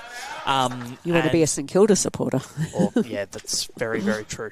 And then you've got, you can play cricket there, there's soccer pitches, there's hockey, there's tennis, hockey. Netball, they're very big on netball. Yep. Wonderful sports precincts. So Jodie has actually played hockey for the Territory, so she's travelled with them. And for the last couple of years, she'd come to bowls with her hockey gear as well, so she'd head straight from playing in a bowls competition to off to play hockey. Yep.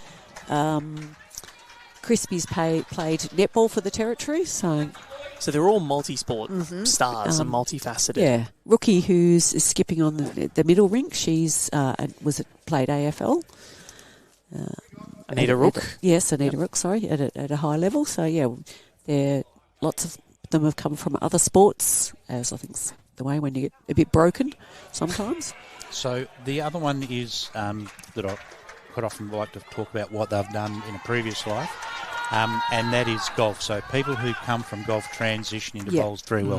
They do, Anything that's sport, that's, length. Hand-eye. The hand-eye, yes, for sure, but totally. shape and distance, bowls is shape and distance, so then the ability to correct. So golfers tend to adapt quickly to that. So yes, we've got a few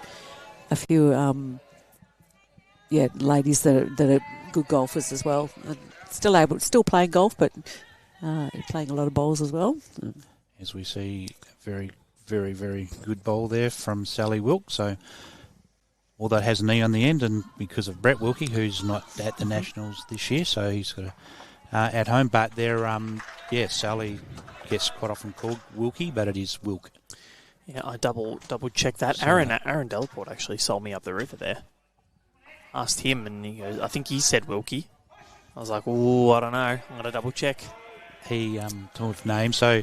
We had two Aarons in the office in Perth, and so young Aaron Clark, who come on board, who's been very good for us. So Aaron Delaport was A1, and the other guy inherited A2. Bananas in bowls attire.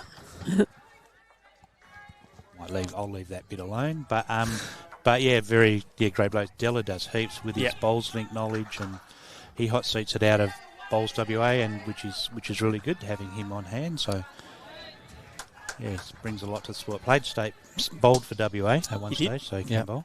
Has played in the Australian Sides Championships. And speaking of, let's have a look around the greens and have a look at some scores. So the ACT and South Australia 27-18.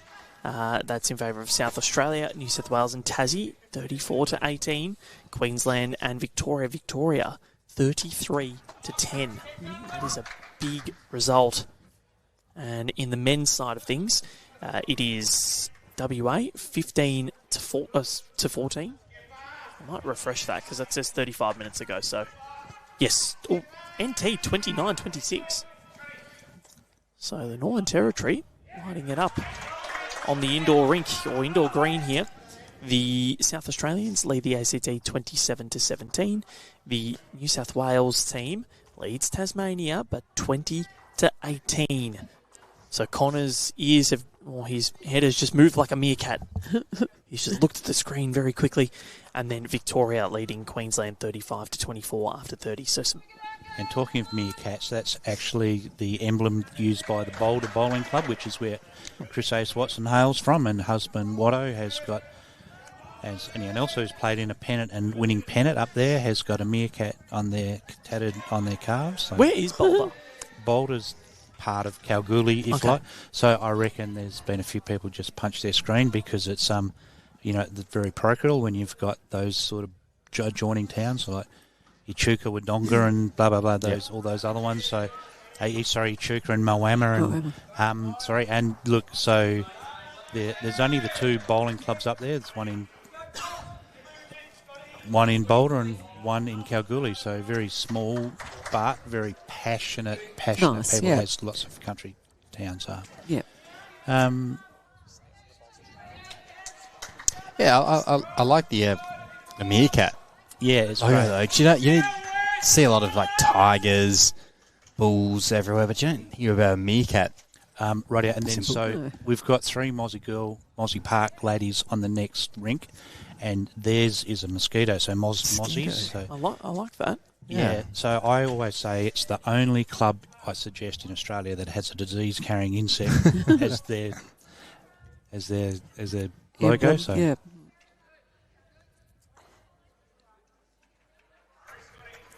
And they won the pennant last year, so a few of them nice. got a mosquito permanently tattooed into their ankle. Mosquito fleet. A mosquito fleet. Does that prevent them from being bitten? No, but there is another line, because they did win the triples, and they've come over here, and then two Mozzie Park ladies won the pairs, and yeah. So anyway, I'll enlighten you with that later on. So they've come over here for the nationals and see what the next tattoo is if they win in Tasmania. Might be an apple. An apple, I'd suggest. Absolutely. Tassie Devil? Yeah, well, judging how cold it was the other day, I thought it might have been a polar bear. We were waiting for one to jump that fence and run across the green. We thought it was that cold, but... I haven't seen one here. Haven't you? No, I haven't seen a polar bear in Tasmania. Penguins? I've seen penguins in Tassie. Big penguin in Penguin. Connor took me to have a look at the big penguin in Penguin last week. Actually. Penguin's got a lovely bowling club too. There. Penguin pairs. Yeah. It's lovely up there. We had Dorian Williams from the Penguin Bowl Club actually come over and say hello at Burnie last week, and he brought us both a pen. Yep, very, very high quality pen. It actually I is. did some riding the other night. I was like, ooh, this is nice. Kristina doesn't mind it. How's she tracking? Beautifully. Yeah, that's very nice. She just draws shot for fun, Kristina, sometimes, doesn't she? She is so good to watch, and she's so humble with it. She'll walk back, it won't be high-fiving herself and carrying on. She just claps the others for putting bowls in the head earlier and blah, blah, blah. And they picked made up it a 4. Well, So- and then they've just snuck in front on the big board as well. So 13 shots to 7 here as we get closer to the halfway point. I believe it's 13-7. That's been marked as 12, but I'm pretty sure we had 13. Yep. yeah. No, That's right. Okay, I've got cool. 13 down. All right. Just need to be one more added. And I guess that's the thing with the superstars is they can just do that sort of thing, shift the jack enough to make it a number.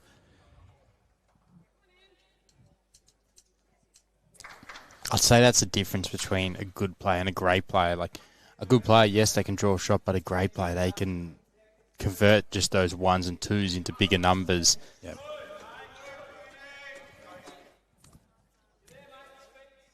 So that's half a seafood basket going by your terminology. It's just the squid rings and the fish. You're missing the scallops. I was waiting for a mixed grill. But just the four. But no, she's a superstar. She just has that weight control which separates her from just the mere mortals.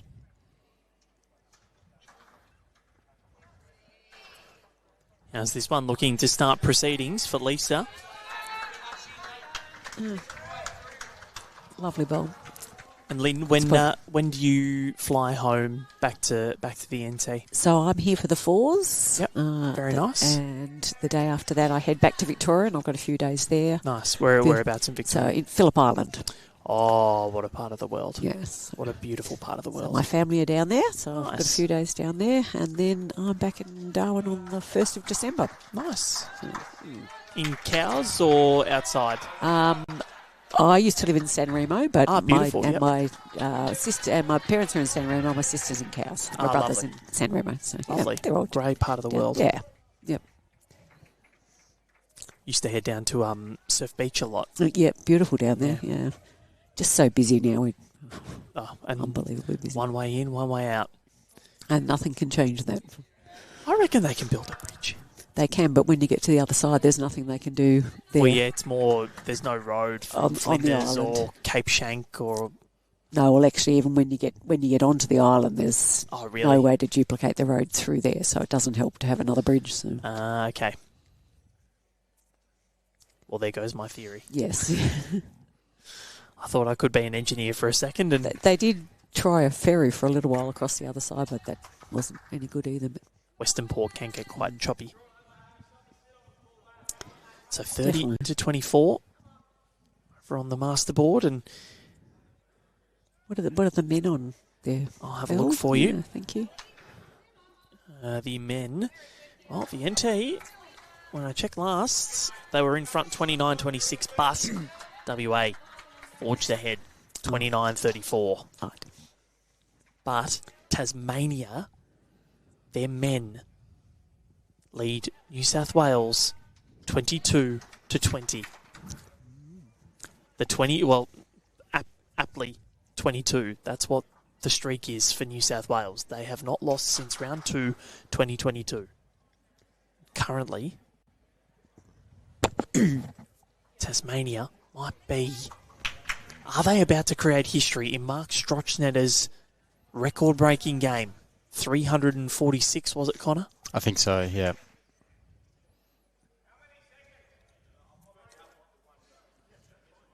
Wouldn't that be something? Tasmania and New South Wales in the women's side of things.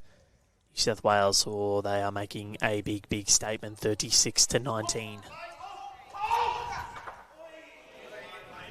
Blake Nairn, as boisterous as ever on one of the far rinks. Plays his game with a lot of passion. Just killed the end.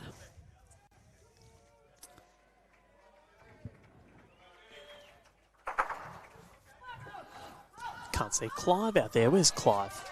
There he is. He'll be there. Wherever there's a bowl, you will find him.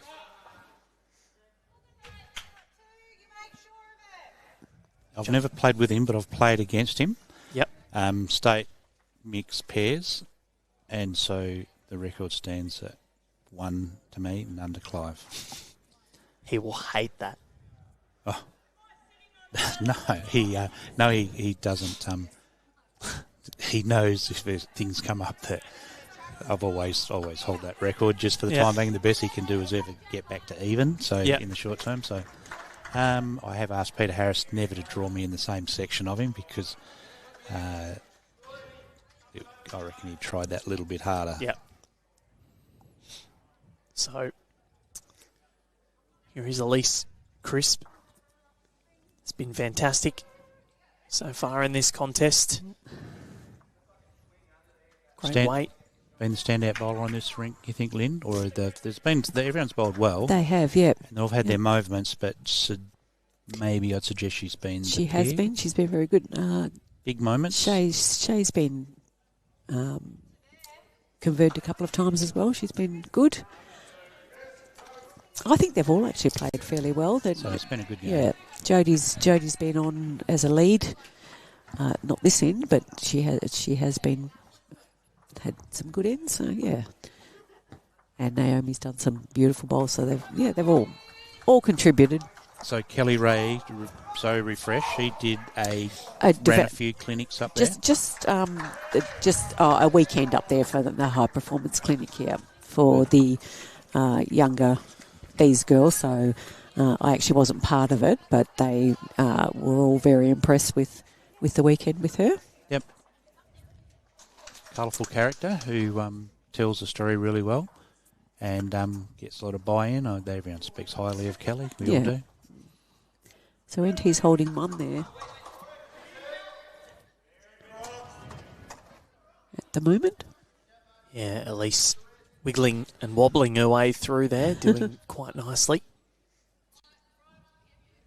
This is probably this is by far the closest contest that we've had on Rinkside Live in terms of the master board. Yep. Across the Australian sides championships. So we get a good look at this on the screen. Kristina propping in that bowl. I would say that's the absolute. It is. Say. That was the bowl of Chris A. Swatson that she got up and over for now's shot.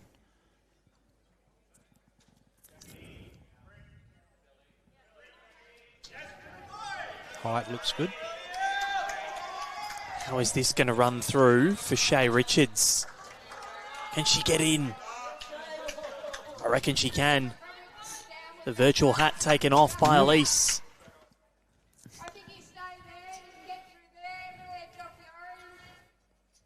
So very clear instructions from Chris A. Swatson.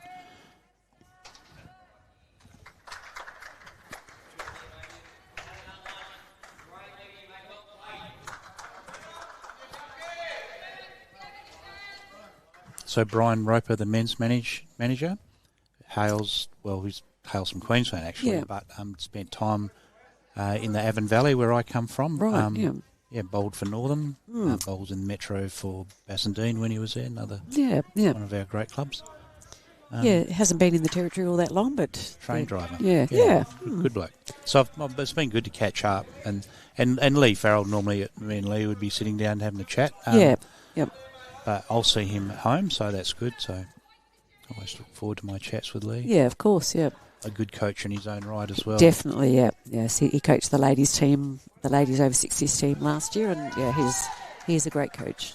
So as we hit the halfway point of this contest, one more to the NT sees the score at 13 shots to 8 in favour of Western Australia, and I think what will bode really well in for the NT and will keep their confidence up is that they've actually scored in 1, 2, 3, 4, more than half the ends. So they've scored in 6 of the ends here, and they've really been up for the fight, which is great. They're not overawed by the situation where you're playing a Com Games gold medalist, because I think, do you get more, you've been in this position, do you get more comfortable once you do it once and twice, and then as you do it more and more often, you get used to it? I actually think that they don't really think about it. That's good. And the thing that we always say is that you're all bowling to that little white thing up there. Yep. Don't worry about who you're bowling against or who else is on your rink. Just do what you're there to do, and and learn. So yeah.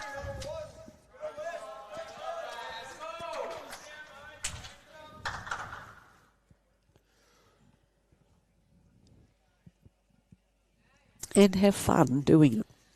You must enjoy the game. So 30 ends, halfway mark. Just not quite, but nearly. So 4 shots of difference, so that's good. 30 to 26. Oh, gone up to 31 now. Yep. And a big thank you to our volunteers for updating the master boards and all these sorts of things that they're doing. So, Connor, you've played state bowls? Junior state bowls. State bowls for Tasmania? Yeah, for Tasmania, yeah. How old am I now? About 11, 12 years ago, yeah. He has represented Tasmania at the Australian Championships as well. Dandenong? Dandenong in 2021. It was my third event. Didn't realise that a future colleague would be playing. Was it my fourth event? No, it was my fourth. I'd done 2 BPLs in that time. Had to evacuate. Yeah, that's Not still... evacuate, but... What happened? So what happened was at this event, so Oz Champs, of course, it's triples, pairs, fours, and then mix. Then that week it was mixed pairs on the Thursday, and then singles. We ended up getting to the point where we got through the triples, pairs, and fours on Wednesday night. Thursday, snap lockdown. COVID. Yeah. Oh. Yeah. So Clive actually had to quarantine with Tristan Smoldercombe in Perth. Because, they couldn't get home properly, or they got delayed. And, so we all had to pretty much pack up everything. And then we couldn't go to the AO because there was a travel ban on Victorians. So couldn't get to the AO that year, had to cover it from afar. It was one of the most bizarre times. But, so did you have to quarantine? Yeah, 2 weeks quarantine, Tassie. In Tassie? Yep. And you had to quarantine? Yep. I was supposed to go to Brisbane for other business a couple of days later, and I had to cancel that trip. I know our girls had to quarantine when they got back to the territory, so 2 weeks in. Yeah. Yep. Yeah, it was so bizarre, and it's funny. Like, I'd been working at Bowls Australia for over a year before I'd actually met all of the Jackaroos. So I didn't meet Chrissy until I'd spoken to her on the phone, did interviews. I didn't meet her until 2022. Same with Cody Packer. It was really, really strange.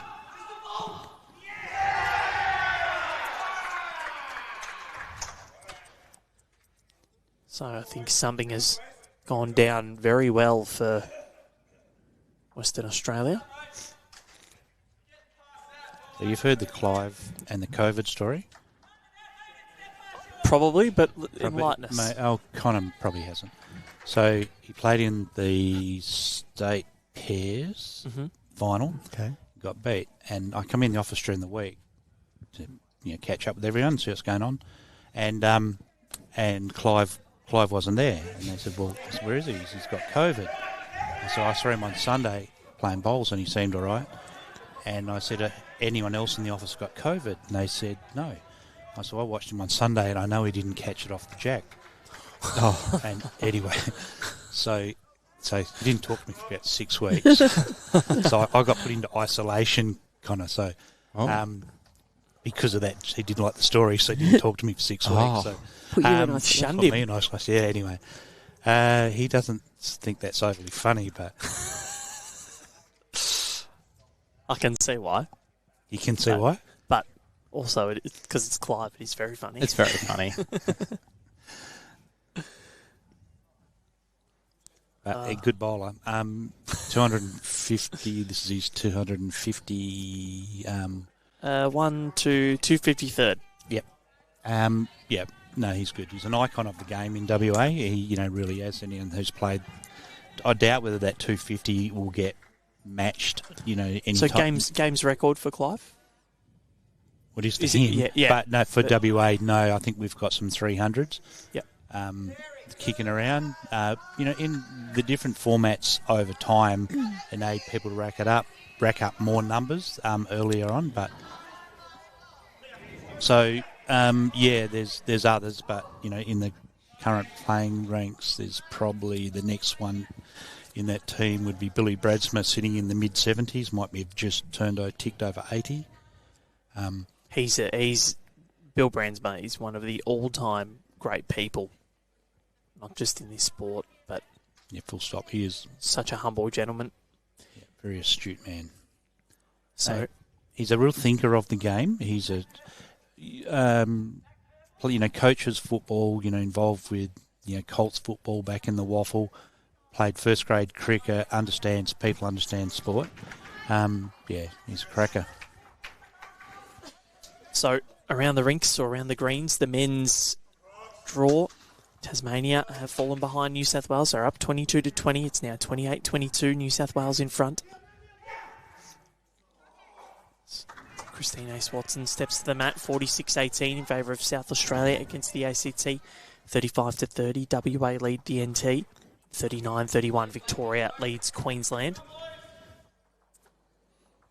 Bit of weight coming from Christine Ace-Watson. Is this going to be an ace? Chrissy doesn't mind it. Chrissy doesn't mind it. Well, it spilled it, but what's the result? That's her second one of those. Yeah. And much more open, so you dare say that it's just going to be a battle of the skips now. So, shootout, here we go. So, who's holding that one? The Territory's holding. The Territory's got shot, looks like it, yes, with... Just one. So, it's Victoria leading Queensland 45-14 in the women's, which is not what we expected to come from this clash. The New South Wales women leading 37-24 against Tasmania. The ACT and South Australia levelled at 28 apiece. And the Western Australians leading, as we can see on the masterboard, 31-26, if I could read properly. There we go.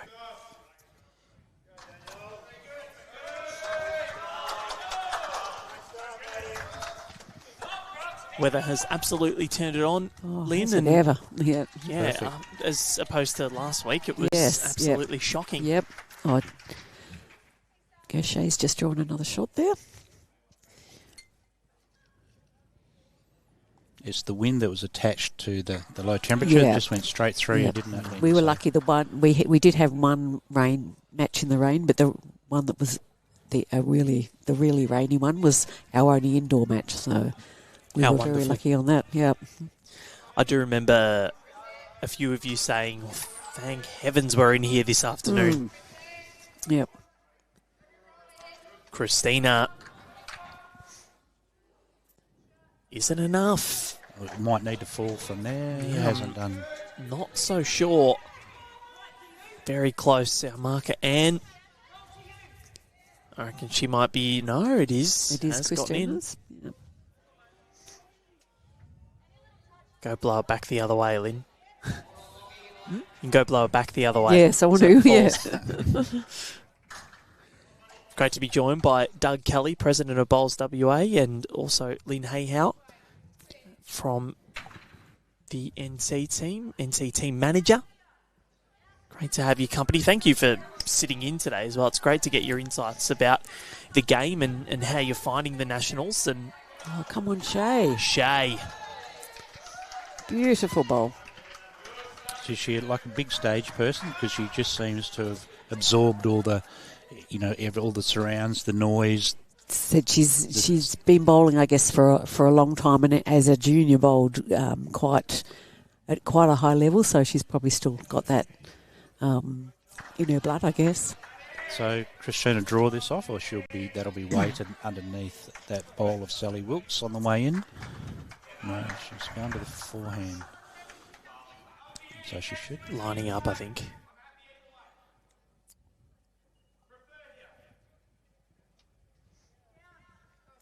Watching intently, she's close. Very close, Kristina. And she kills it. She has killed it. So we go again.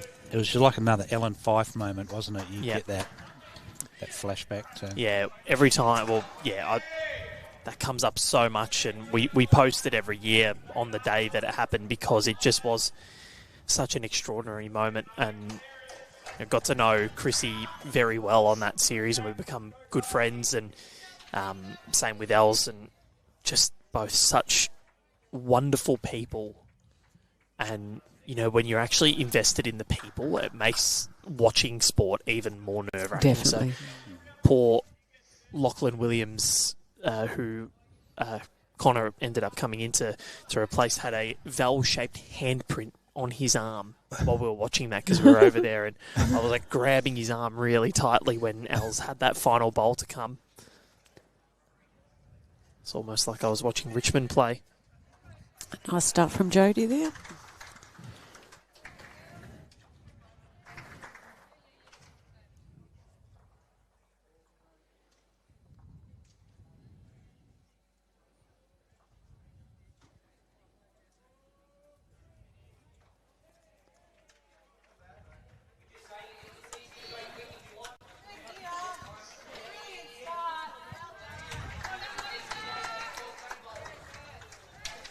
Lisa Smith, very good start.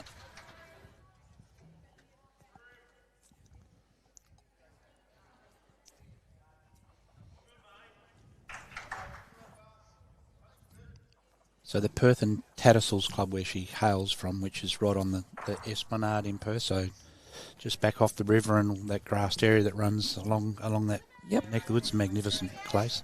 They are looking at a club redevelopment, but there'll be a lot of politics in that, I can assure you. But so the Tattersalls part of it used to be the Perth Bowling Club was actually up the other end of the Esplanade in the early days, and they shifted it down there. It was actually built for the 1963 Empire Games, as they were in those. The old Empire Games. So that far back. And so they built the clubhouse, and then when they were putting the greens in, that's a great set. That's worthy of good shooting of a game. In. Anyway, they went a bit deep, and the salt water coming in across from the river, and they couldn't get grass established. So they transferred those Empire Games where they played the bowls, actually went out to Dalkeith, Netherlands, which overlooks the river, which is an expensive part of real estate to have a bowling club on, but it is. So, and that was the background of why that was established there. But the Tattersalls part of it is where they... that was the settlement house for the bookies on the Monday after the races. So, because they all offset their bets and so forth, so they'd all go in there and settle their books. And yeah, right. I remember going in there with my grandfather, who was at that club, and seeing as a 10 or 11-year-old, and seeing going in there and seeing the massive pool tables and the money, and they're all smoking and. Just couldn't figure it out, obviously, being a little country boy. But, but I still have burnt-in memories of that. So I always enjoy going back there. And they have a great day on Australia Day where they put on a mixed fours event, and it's really well catered for, really well attended. And because they're right on the river, we go down to the corner of their bottom green, set up our chairs, and then the Skyworks come on that night. Oh, nice. And, of course, because it's the City of Perth put them on, they're right in front of where you sit. So if you're in the travels, and if you're ever going to be in Perth, Australia Day, and that club is one to book in for. Just a great event.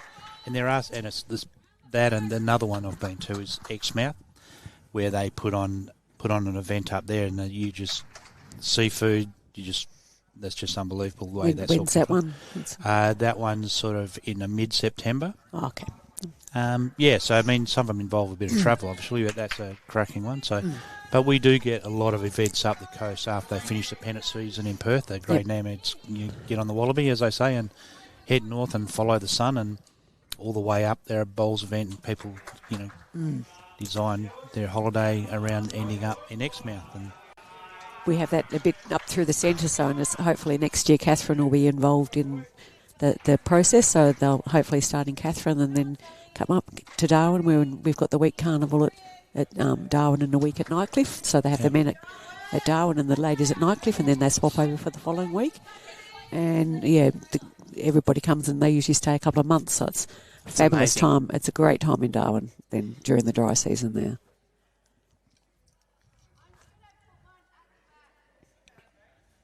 How is the rivalry in the NT between all the 5 clubs?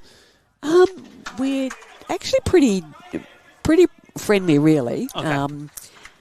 Darwin's we have the most members. We're the biggest club, but we like during pennant season, we often work between and supplement the other clubs to make sure they've got enough players to play. Put a pennant team in.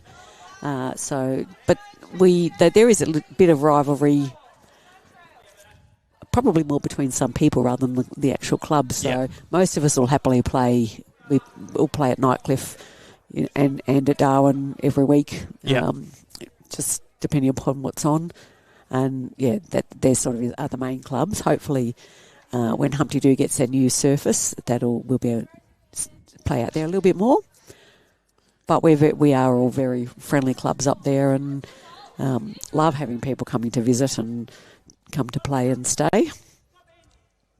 Connor and I have been invited to Catherine to We have. play in the Lightning pairs. Oh, have you? Yeah. It's right during the Australian Open, so I don't think I don't know if it's a possibility, but Never know.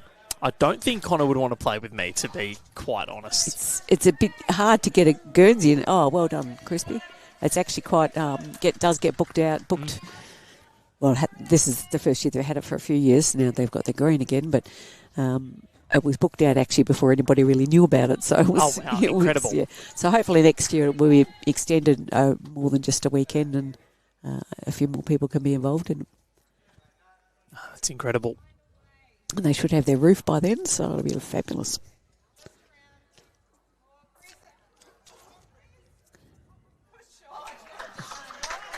You could hear Kristina just getting a little nervous. 1 to WA.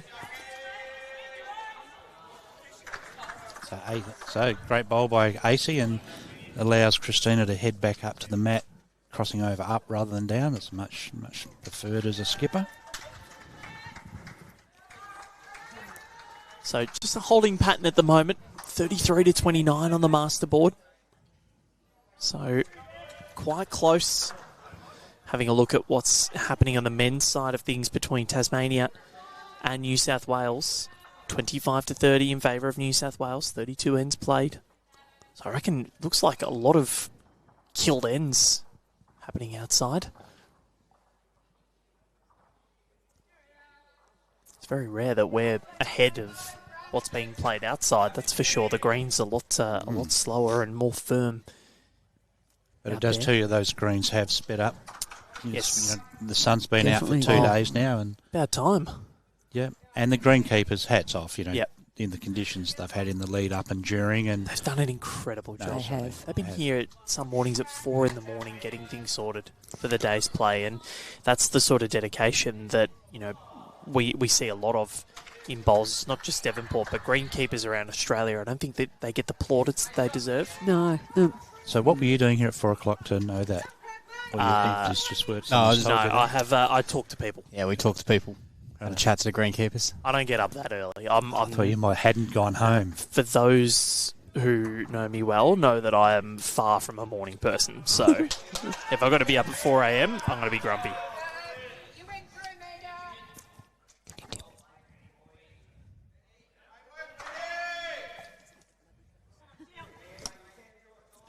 So this one is edging away for WA. They've just made a bit of a collect. 37 to 29 now. 4 shots. Can Chrissy drop? Slide through. Perfect line. Just slid through a little bit. Just trademark orange bowls with her dog. I think that's Milo. 1, 2, WA. They extend the lead. 14 to 8, and they go up 38 to 29 on the master board. 12 ends played, 9 to go. So, Connor, the best emblem you've seen on a bowl? Ooh. Funniest? Any funny ones? Or now they can superimpose photos on that. Yeah. It's really scary. Yeah. I mean, I'm a big fan of turtles, so I do like a turtle on a bowl. Okay. I'm I do know this. not too sure what would be the funniest or best. I mean, I've seen people with footy emblems on it. I know Val would probably get a Richmond logo if he got a set of arrows. I don't know. I don't want to be that guy. Maybe I get yellow and black bowls, but with something else on it. Picture Dustin Martin or... Oh, maybe. Maybe. No, I did. I saw Disco's got the Lego on his bowls. Does he actually? Yeah, at BPL. Yeah, that was an interesting evening for me at Birmingham. Trying to make sure he didn't say anything else. So, enlighten me on the Lego. So, did you see the interview when he did the Better Than Lego after No. Games? So, there's an interview with, I think it's Matty Johns or Andrew Johns, one of them. So, it was Natalie Barr doing an interview back after they won the NRL Grand Final. Absolutely plastered. And he goes, oh, that was better than Lego. So Disco has gone and said that on air as well, on the Sunrise interview after he's won his second Com Games gold. So he's got that, and he's become somewhat known for that now, and he's got that on his bowls. But was just hoping that that was as bad as it got, and it was, thankfully. It's my last night too before the closing ceremony, so it was almost done, almost sorted, and then just had one little thing to keep my mind going. Yeah. John Worsfold watching on. Morning for me, but don't know for you. No, it's afternoon for us here. Is it Woosha? Is it the John Worsfold? I would suspect not, but I'd like to think it is. But because I know Wirra plays Wirra Punda, very good bowler at North Perth. But I would doubt that it is Woosha. But Premiership captain and Premiership coach. You a West Coast man, or? Yeah, absolutely. Yep. What did you think of the draft? I thought it was good, and hopefully the Dersma plays 300 game or 200 games for the Eagles, but it'll take a bit of pressure off Harley Reid. Yep. For sure. And that one for Jody just sneaking through. So any other West Australians streaming in on making comments? Sometimes you don't know the names, so possible. I think Sky at 2996 is she's definitely up for or watching for Jody. Oh, that's her daughter. Ah, right. Well, hello. I think we gave a shout out earlier on, but hello. No, that was actually two Shae's daughters. There we go. They're a little bit little to be on that. To be commenting anyway. Yeah, I was going to say that that's very impressive for a 5-year-old to be commenting on YouTube. Yeah. And we've got And Wendy. Skies are adults. So well, hello to you, Sky. Got Wendy Stour from plays at Mozzie Park, so she's got some teammates next door, and she's watching, Wendy and Ken, so that's cool. And played in the over 60s last year. I thought she performed really well, so she'll be out having a crack, hopefully getting in next year's side. Great to have your company wherever you are watching from. Val Febo, Connor Munnings, Doug Kelly, and Lynn Hayhow joining you on Rinkside Live. Good to get a bit of a flavour, Connor, from the different states that we have playing. So thank you to both of you. It's been very fun having you on, and hopefully you're enjoying it as much as we are. Something a bit different. Yeah, it's good. I mean, we do a bit of it back at home, and I do the country stuff, and which is good because we end up in Albany or we end up on Denison, so you're either driving 400 k's south or 400 k's north, and it's good because with the shape of WA, and it can be streamed all over the world as we know, but you don't have to be, if you live in Geraldton and we have to be dragging it out of Albany, well then they still can be watching their family whatever bowling, so that's always good. And I love ringing around when I see who we've got on the stream, and they have all got a story. Yep. So we get some really funny ones too, because they love to dob on each other. Oh, that's great. You got any good ones, Lynn, you can stitch your teammates up with, or? No. We always, what happens here stays there. Okay. I have seen the T-shirts, NT on tour. Mm-hmm. So what happens on tour stays on tour. That's right, yes. Yep. So you just lock up the vault and toss it off the plane into Bass Strait on the way back. Yep. Or into Western Port as you're going to be there. Yep.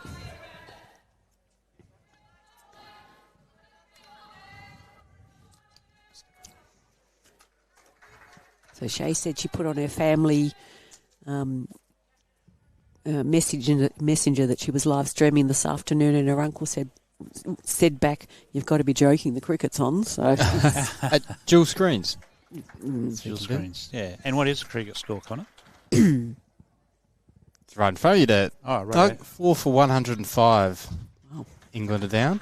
They're scoring at a quick rate. It's only 22.5 overs, but losing wickets as well, yeah.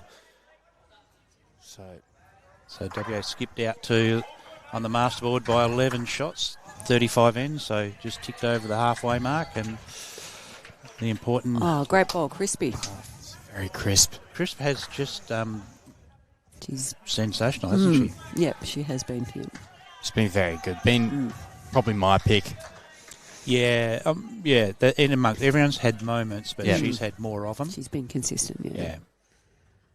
So AC will have to be reaching through this. Husband Jeff will be riding this bowl, I'm sure. What can AC do? Finds a gap. Very good. Great bowl. A little bit of creativity at the end there, but you don't have to write that down, and sits in there. So Crispy. Last one was a cracker. We'll see what she does this time. Wait for it. She's gone a bit high, I think. She's gone a bit bigger, yeah. Yeah, no, I think more chance of Harold Holt coming back than that bowl, Connor. Very much so. They do turn Late on these greens, they and do. the beautiful surfaces. Yeah. So I know even in Metro Perth, in Metro WA, we're probably ticking towards 60% synthetic. Okay. Which in a good grass growing climate, but that's just how it is. And in the bush, we would be into the 90s, and it's somewhat interesting. It's only the coastal strip where they've got the bigger populations, through might be a handful in Mandurah, but the Bustletons and who've got magnificent greens that we've got much grass left. Once you get off the coast, and where I come from, not quite in the desert, but in the wheat belt, they're all synthetic. Yeah. We have zero grass left where I come from in my league. And it's just how it is. So Yeah. There's financially, it's a no-brainer. Well, I've been talking to Val about this. Tassie 5-10 years ago, you would hardly see synthetic green. It was just all grass green, because that's kind of the traditional way. But Of course, we're getting more facilities like this now. I mean, it's still got the 3 beautiful grass greens, but you've seen more games played in synthetic. In our pennant down south in Hobart, I think there's 1 grass green in our Premier Division left that we play on. 5 years ago would have been, I reckon, 8 out of 10. Yeah. It is a different game. I mean, my Metro club is Osborne Park, and and Bassendeans are exceptional as well, but they have magnificent grass greens there, and it's a real privilege to play on something, and that's where the they'll be hosting this next year, but to see play on a 17-second grass green and with the sea breeze coming in over your left shoulder, it is something else. Yeah, you can never beat a nice grass green, I think. I mean, synthetics are nice, but if you get a nice grass green, it's running well. Yeah, I think it's the best feeling in the world. Yeah, I think so. It's I know that's why they attract players to play on that, and I know when we go to Bassendine, which equally as good, if not maybe better, but there's also we really look forward to going to play on the exceptionally good grass greens.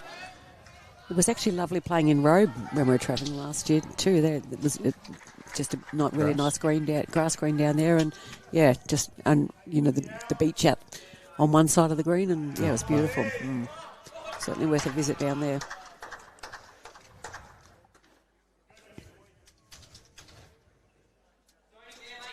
Shae Richards is just looking at what shots are available.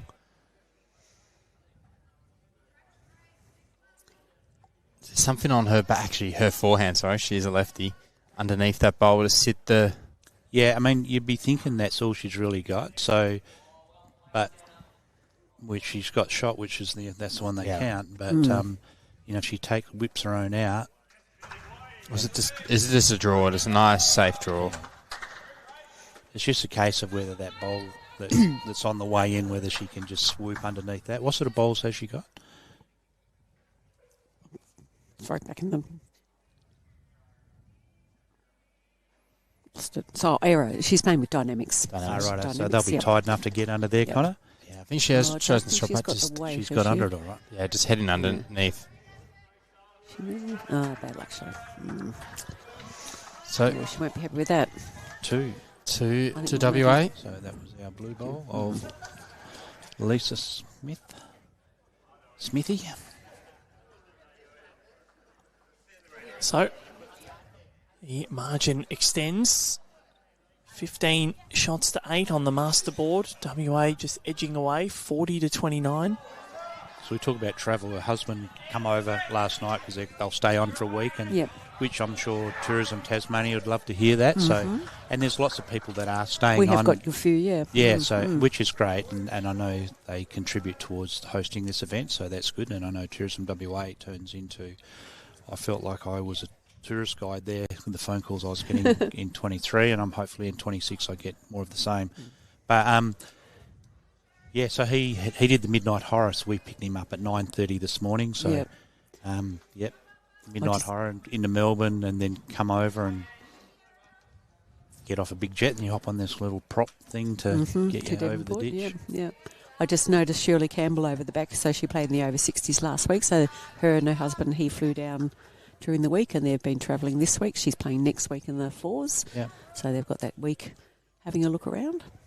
Yep. So yeah, Paul and Lisa, his wife's leading here. They're off to Hobart after this finishes on Sunday. Then they'll catch a bus down to there. Then they'll pick up a camper van and off they go and spend a week touring around Tasmania, which is absolutely beautiful. So. We have spent a lot of time down here, and it doesn't matter when you come. There's so much to do and so much to see and so much to eat.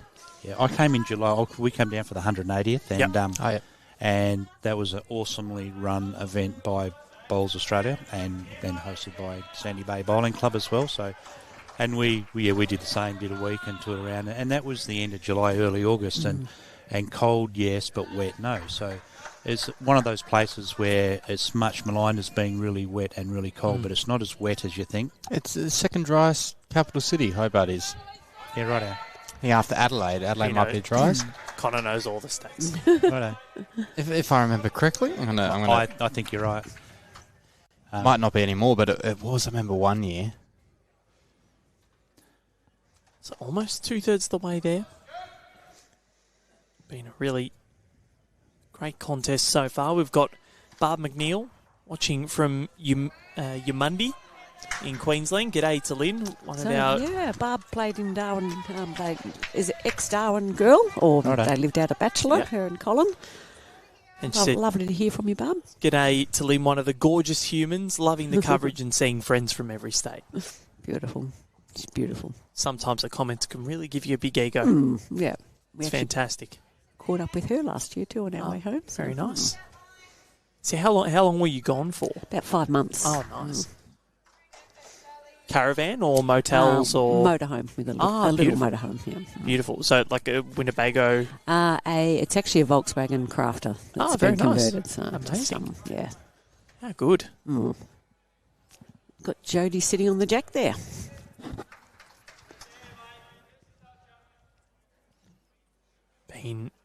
So have you got the score from the other two rinks, which I'm sure you have? I can the live stream. I sure can. And the live stream we talk about the live scoring, and so we've got 7 of the 8 states who've bought into it. One, but I know in Perth we'll have the whole 8. It is good. This rink here. Lara Butler, 19-8 ahead of Colleen Orr, but Colleen started that like a house on fire. It was 7-1. Wow. So Colleen was on fire and she'd been roped back. Anita Rook leads Lisa Featherby 13 shots to 7, so doing quite well. Yep. And then right here, as we know, it's 16 shots to 8. 3 of the last 4 ends have gone the way of Western Australia. So let's have a look at what's happening around the greens here, because there are some pivotal matches in terms of the Ali Shield and Marge Morris trophies. New South Wales holding their lead over Tasmania after 38 ends, 38-31. The Queensland men have stormed back. They were down by a fair way against Victoria. Victoria leads 44-43. South Australia's men 56-23 in front of the ACT. And Western Australia leading the NT 50-31. The women's side, moving over there. we have got, obviously, you know what's happening here. The ACT in South Australia, even 33 apiece. New South Wales leads Tassie 50-25, and Victoria leading Queensland 55-20. And looking out over my shoulder, quite a healthy crowd have surrounding the green and watching their hometown heroes Tassie take on New South Wales, which is good to see. Yeah. And I know when we get back to Perth next year, we do manage to attract quite a crowd, which we appreciate, and you wouldn't be one to miss. No, I did play in Perth a couple of years ago at the Nationals, so yeah, it was lovely. We actually didn't get to go. And, as part of we had an independent streamer come and do it for us, and Okay. yeah, so it was watching from afar. Everything looked fantastic. Yeah, It was lovely, yeah. Good facilities, just a bit windier here. Oh, it wasn't too bad. Oh, wasn't? Okay. Oh. I heard Certainly wasn't as cold wind as here. our streamer, I think he was having problems with one of the cameras sort of staying up. Yeah, I can't remember it being overly windy, but no doubt we always get wind in Perth, and with it being on the coast and the sea breeze and the Fremantle Doctor? Freo Doctor, but which is your best friend in summertime. So explain to me what exactly it is. Because I've heard about it, and I always forget to go and research what exactly the Fremantle Doctor is. It's just a wind that comes through? It's just the sea breeze. Yeah, so the sea breeze. On the turn. So, usually from 2:30 you might get the first puff of it, and then it'll strengthen as we get towards evening. Then at 10s, I can't give you the my bomb explanation of it, but it is, and that's what it is. It's just every day. Afternoon sea breeze. Yep. Yeah, if you go without it, well, then everyone will start whinging, and because it becomes hot, because it really does take the sting out of the day. Yeah. And you get to bowl on it. That's why when we get outside and there's a bit of wind, we don't think that we don't see it as a problem, because with that, if you're on a quick green and got the sea breeze pumping over your shoulder, or whether you're going with it or against it, it's quite interesting. So it changes the dynamic of the game, and it's just it does. part of playing in WA. And you got to adapt as well. You got to be good at adapting. And you see it within the game style of the West Australians, where they tend to draw or drive. Sometimes it's more difficult to play that metre overshot when you've got a quick green and a big sea and a sea breeze, humping in. So, so we do see that game style where they, bowl in straight lines. How was this one looking from Chrissy? 3 of the last 4 ends have gone the way of Western Australia. I'll be looking to try and just eke this back now. The NT. Shae Richards played some good ones. They're holding at the moment. Those Piranha Bowls taking a big bite out of the Jacqueline. Oh, she snuck through there. Not sure how she found that I don't gap. know either. Probably counts. I think it does. Well, It does. There's three for NT. So Kristina. Really important 3-2 for the master ball. Kristina has a big bowl to come. Walking up, just have a look. And the BPL Cup, Yes. you stream that? We we broadcast the final. But the live stream, because it's going on at the same time as the BPL, and then Connor and I have to go handle the TV rink. We don't actually get to live stream, but we do daily wraps every day, as well as Connor. It's part of Connor's remit, so he goes through and does all wraps about what's happening in the finals, and he did all those wonderful graphics that came up this year.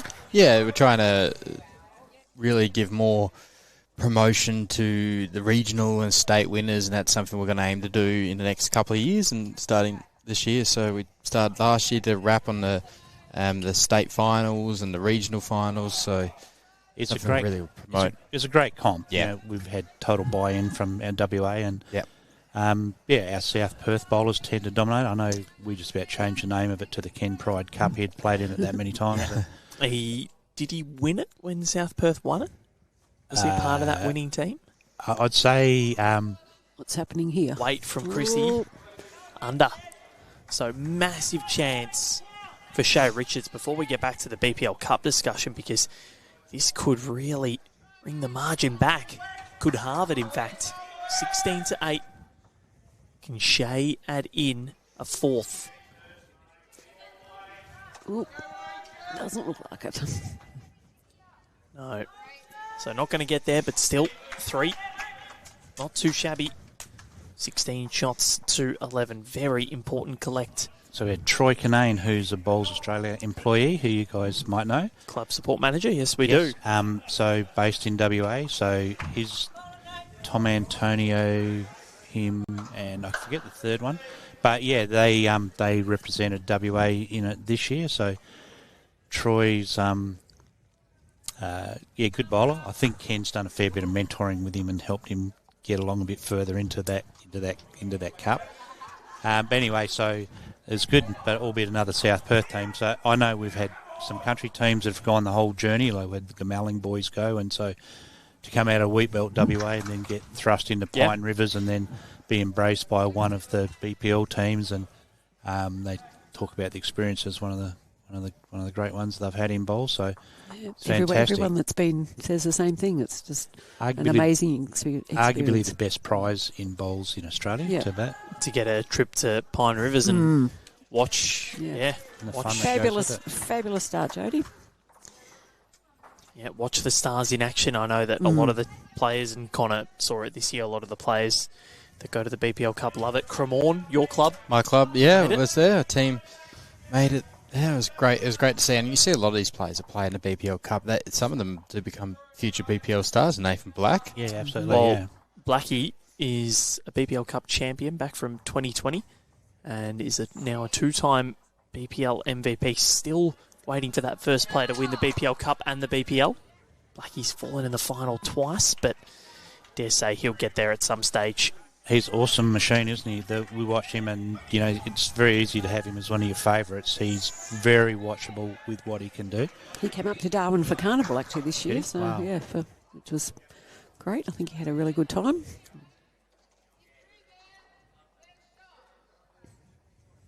BPL is BPL Cup. It's a great event to get these club players getting that taste of BPL action. And it makes them strive to want more as well, and it just improves the bowls all around the country. I ventured out to Gingin, an hour and a half sort of north of Perth, and played out there in one of the lead-up games for it. And, but it's a really serious hit-out. Because everyone knows the prize and how good it is, it's just a massive event. And it's just going to keep on growing. I don't know what the end game and how big it can actually get, but it's still got growth left in it. Yeah, definitely.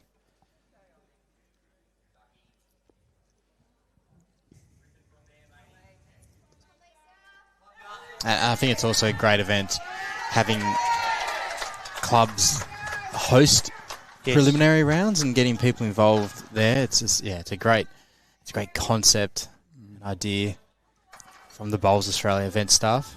Yep.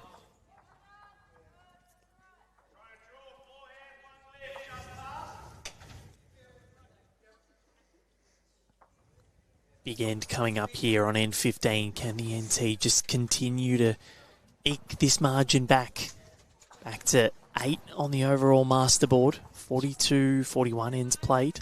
So high fives all around on 2 rinks over. I'm sort of not sure what the pickup was. Trying to wave them down. Trying to get some response from Lisa Featherby's rink. Deep in conversation, but all smiles, so they obviously won that in. Very enjoyable contest so far here at the Devonport Country Club. Round 4 of action. We've got a full day tomorrow and then a half day on Sunday to finish off action. Yep. So Sally Wilk has bowled well, for a debutante, albeit she's got a few games under her belt now, but I suggest she may be a longer-term player for WA with that. Yeah, good. We've got Raquel who's playing on Colleen's rink, so she's only a very new bowler and obviously her first big event. So, and she's no nerves, she's been doing really, really well. We're very, very impressed with this. It's good, isn't it? Sally's got a really strong family background in bowls, and so for her, maybe she was destined for this. And I'm not sure whether on her juniors and whether she came through that pathway or not, but you see a lot of that where some of these bowlers out here, they'll talk about, I used to play with him when I was play against them, blah, blah, blah, back in such and such. And, which is really good. So they continue on and progress from juniors into open sides, maybe end up in over 60 sides, who knows. And I think that over 60 sides is such a wonderful event because it does give players something to keep coming back to. There's an aspiration, there's a carrot dangling.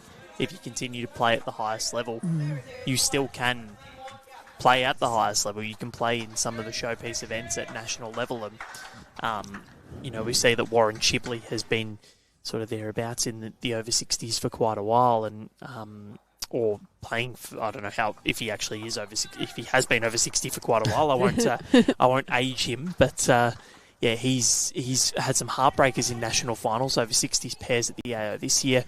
That Nathan Black BPL Cup, they were holding in the tiebreak before Craig Mills made it with his last bowl, and he finally got that gold medal this week.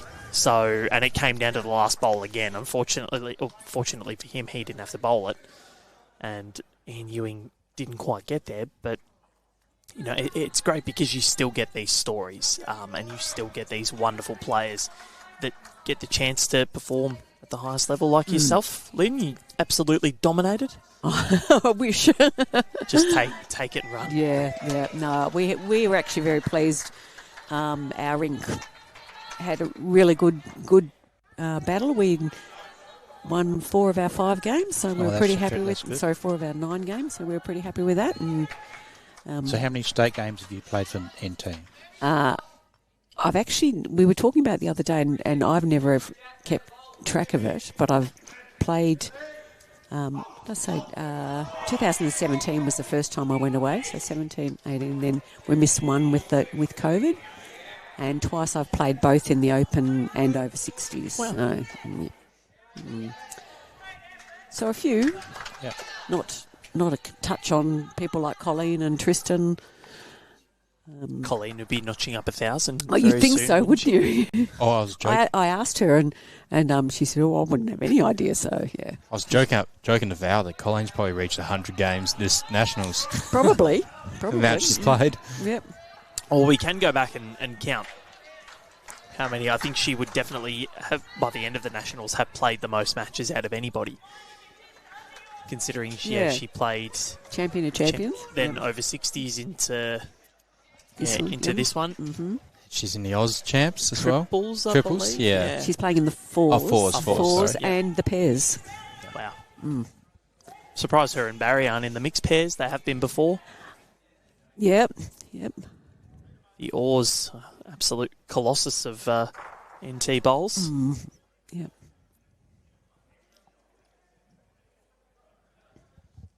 So Kristina surveying things. And she has a seat next to the cameras over there. Chilling. She has had a very big few weeks. She's gone to Scotland, she's gone to BPL, she's had exams, she's got this, she's got Oz champs. There's a lot going on in the life of Kristina van Nierop. Shae Richards. Another big bowl coming up. Still well and truly within touching distance here.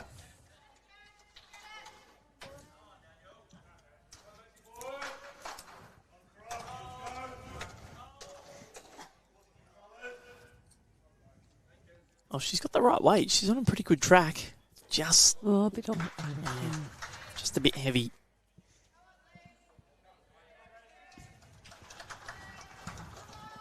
So Christine Ace-Watson with an absolute bomb before to bring the shot back to W8, who edge ahead by 12 now thanks to a 4. Or maybe a 2 and a 2, we don't know. What has Kristina delivered? Christine swoop.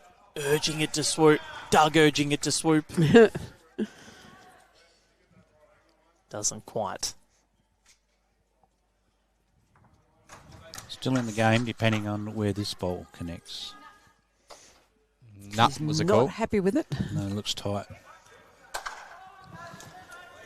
And short. Chrissy strides back.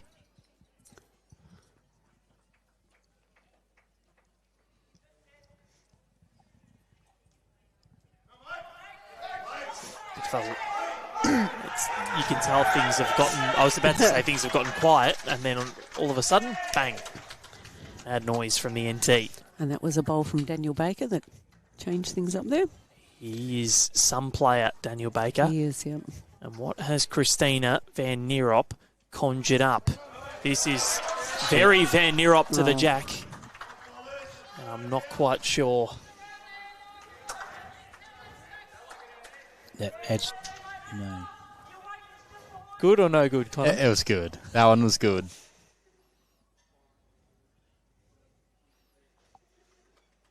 Well, if Marcus is watching, hopefully I've done him proud as well. It's interesting having been around them when they've come back, and Christine was playing a evening pennant at Osborne Park, Manning v Osborne Park, obviously, and then Benny come over to watch, and everyone was up, and he's getting pats on the back, and lots of accolades were well deserved, and it's really good. So is Ben Leggett after BPL? After the BPL Yep. and the Suns' performance, it was really good. The buy-in as far as watching it all. No, and it's really good for us as a board. You know, we own the franchise as such, or our state owns a franchise, so to get the support from everyone, it's really good. I know. Calling for a measure. Umpire. So just to see how close that front bowl is of Jody. Jody's, yeah. Oh, the piranha. The piranha's up there. Bet she's hoping for it to be a close piranha. It's probably the only piranha you ever hope to be close to you. So Jodie bowls at Darwin's her club, but she often bowls at Nightcliff as well. So she keeps a set of exactly the same bowls at both clubs. Oh, how good. Because she rides a motorbike, so it's a bit hard to cut them around. So yeah, well, it would add a lot of extra weight onto the motorbike, that's for sure. Throw off the centre of gravity. Yep. So we've had Sue Hogg over here as one of the umpires. And one to Jodie. Literally just about to mention the great Sue Hogg. So Yes. 1 to Northern Territory. NT, 115 ends, 16 to 12. One of the all-time nicest people. I don't know if you had much to do with Sue Hogg, Lynn, but so we've gotten to know her really well. So we would have dinner as BA staff with our ITOs. Sue and I have bonded over shopping. She loves a shop. So at the AO next year, we are going to go to Pacific Fair together. And for my wife, I worry about the bank account because Sue, from what I hear, can shop. Take Greg along, and that might slow her down a bit. Husband Greg, he's one of the great guys of bowls as well. If you reckon she's a great person, you want to meet the husband. Yep. He's equally as nice. But yeah, Sue, got to know her. I haven't really had the opportunity to spend as much time with Sue, but at this event we have, and yeah, she is just the most polite, lovely lady. And yeah, she bowls very well out at Manning, and yeah, she was teaching us a thing or two out here across the week.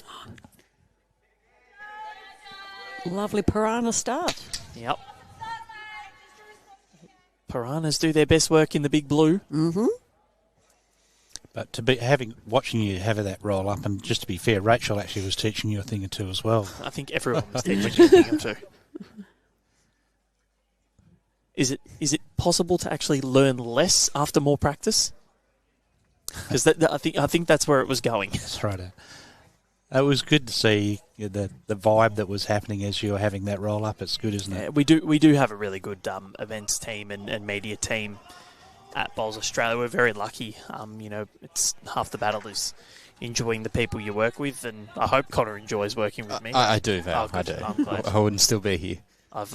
This might be a good time to say something nice about CEO Matthew Kennedy, if he's just in case he is watching the live stream up the other end there. Yep, he's great, Matthew. One of the best CEOs in the business. knows exactly what he's doing, and such a great operator. We're very lucky to have him at Bowls Australia, that's for sure. And we obviously work reasonably closely with him, as SDAs, and he keeps us all informed and enlightened. Yeah, he is. He's a great man, great operator. Yeah, I think, Connor, you were saying the other day that you've probably seen me this year more than your partner. Yeah, that is true. Because she's been travelling a fair bit as well. She was actually up in Darwin for 2 months. Yep. Yeah, doing a contract work. She's a midwife, so she does a lot of contract work. Yeah, so she was up there for 2 months. Not a bowler, Connor? No, she's not. I've been trying to convince her to take it up. I need a mixed pairs partner for the AO. Lynn? Was she in Darwin herself or out in the community? She's in Darwin herself, yeah. At the hospital. Yep. Lynn, you could jump in with Connor at the AO. Go for it. There I we think go. I'll be in. Oh, no, you're travelling, aren't you? Yeah. Right, well, you have to watch the live streams then. That's the catch. You can travel if you're not playing, but you have to watch. I very much want to go to the AO one year. And Colleen raves about it. So, have you never been? No, never been. Oh, Lynn, no. you have to go. It is... Yeah. It's one of the great events. But I only just stopped working full time, Okay, so fair enough. It is genuinely one of the all-time events. Yeah. It's fantastic because the Gold Coast is such a good setting. There's so much to do in terms of food. There's 14 different clubs that you can experience. Plus, you've got all the touristy things that you do on your days off. You can go up to Mount Tamborine. You can go to the theme parks.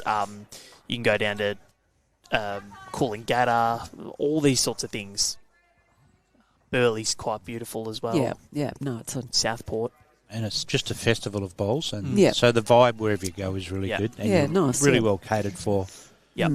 It's and great. If you love your bagels, Bagel, Connor. Okay. Bagel is very good. I can back him up. I should start getting a commission on these people. I really should. They're very good. I've plugged them so much. So this one Round making it. its way down. It's gotten under. Oh. So I have really enjoyed Jodie's game. In particular, Elise has been fantastic as well. They've really honed in on this indoor green. Yeah. They've made Chrissy work for things at the changeover. And of course, New South Wales would have been Western Australia would have been the favourite going into it, but they've been fantastic. That is a ripper, an absolute ripper. Oh, great ball. Sally Wilk. And I guess she's been my favourite on this rink in this one, as much as unfortunately with Chris, we just expect her to do it all the time. And for Sally, we know as new into this level of comp, it's really good, and seeing that she's doing it, cutting the mustard. I know in North Perth they'd all be high-fiving and making a lot of noise as we speak. One thing I do, and I think it's the same with Tasmanians, Western Australians really celebrate themselves. Like you celebrate your own. Yeah, no, absolutely. The Territorians do as well. Yeah. No. Oh, yes, go me. I'm the best. But no, I remember seeing the footage of Mount Lawley when Alan and Chrissy won the gold. I don't think I'd ever seen Clive dance. I could swear he did a jive. I could swear. Jive? It was a Clive jive. Righto. I don't know. Something. We share the joy, and I guess we're maybe a smaller bowls community, much like yourselves. Yeah. But anyway, so we did, we all know and we all love Chrissy, and, we did enjoy and we share the love. It was pretty special. And when Lara won the AO, won the singles a couple of years back, we all enjoyed that success. So Territory's holding at the moment in this end. Christine Ace Watson just can't get there. So if we look at the actual ends one count, it's 1, 2, 3, 4, 5, 6, 7, 8 to the NT from the 15 that we've played. So okay, so they've been it's just the numbers. Yeah. Exactly, and I think yes, say you go down, but I think the positives for the NT are that we've gone with them. We've actually won as many ends as we've lost. We have. That's happened in quite a few of our games, but it is just the conversion of the numbers. And WA picked up a 3-2-3 early, so yep. Gentle. Didn't want that one to fall over. It was a crispy wait. But it's okay. And it's been played in a good spirit as well. You can see how happy this Northern Territory quartet are to be here. And they're just loving it. Yep. NT on tour, hey? Yep. That was a Tristan Smallacombe initiative, that one. Christine Ace Watson still not in for shot. Chrissy can't believe it.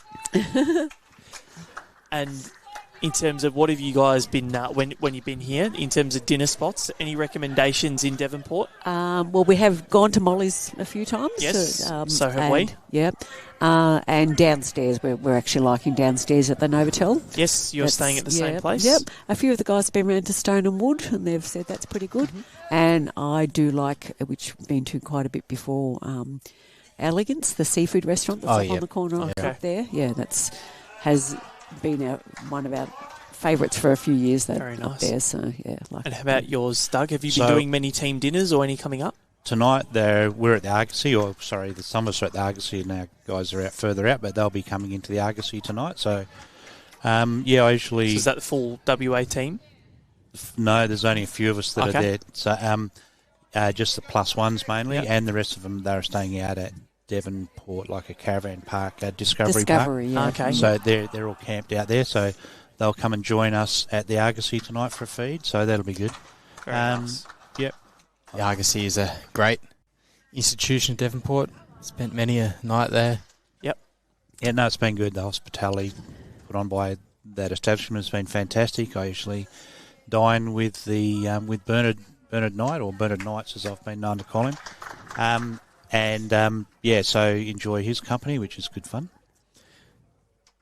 Big WA team dinner if you want to go get some autographs tonight at the Argosy. Doug Kelly's signing them. He'll be pushing Chrissy out the way. Ben Leggett. Simply Ben, as we call him. He'll just be signing as Ben. Doug will be pushing Chrissy out the way, signing autographs. To get Ben's signature. So. Clive will be doing them. Rinkside Clive, he'll be. He's still got the full box of his T-shirts that he's brought up with him and be giving those away. Yeah, that's right. He does have them on the counter at Bowls WA if anyone wants to drop in and get one. No, if they would like to get one signed, I'm sure Ken could probably put his moniker on them if he's looking after them as we speak. This is a big shot for Kristina. Huge. They've got so many seconds here. Kristina Van Nierop. Oh, Shae put that one there on purpose and it worked. The old blocker. Yep. And they're all laughing about it. Being played in a great spirit. So another end goes the way of the NT, and I think this is the positive. You know, they're just chipping back. It was 16-8 at the end of 13, and now at the end of 16, it's 16-13. Yeah, well done. Let's have a look at what's happening outside as well, because big match going on in terms of the top of the ladder. And New South Wales, they have pulled ahead a little bit, 45-34. It's after 46 ends played. So things starting to look good for the Blues, who are looking like they're going to make it 23 matches on the trot. But can Tasmania come back? If they go unbeaten again across all three different conditions of Perth, Tweed and Tasmania, that is something extraordinary. Pretty lucky having three matches in here, the New South Wales team. Very true. They are in both the over 60s and the Opens. The women have played unbelievably well in here. So they should if they get 3 games. Yes. I did mention it to Howie about them having to go outside. Whether they knew how to get to where the rinks, yes. Green 3 was and all this sort of stuff. How we're actually calling them the Collingwood of the Bowls. It's a bit like Collingwood. Yeah. No, don't have to travel anywhere there. Yeah.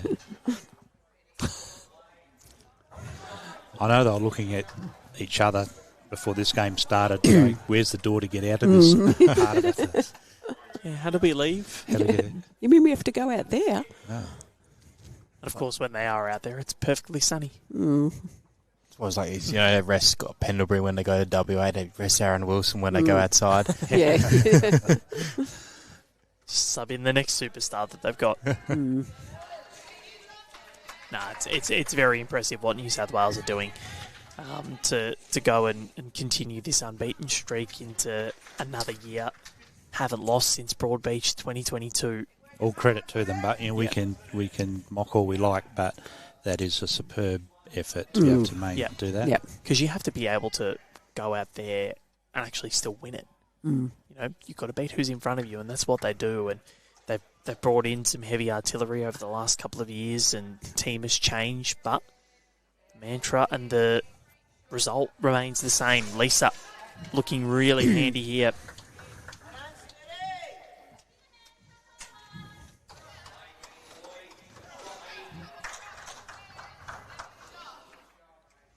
So 47 ends gone, and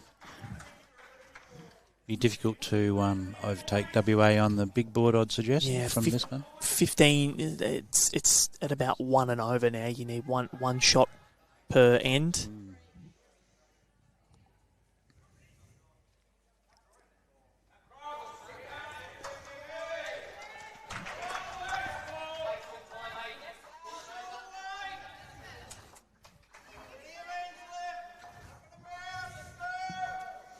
So, Sally, trying to jump on the jack.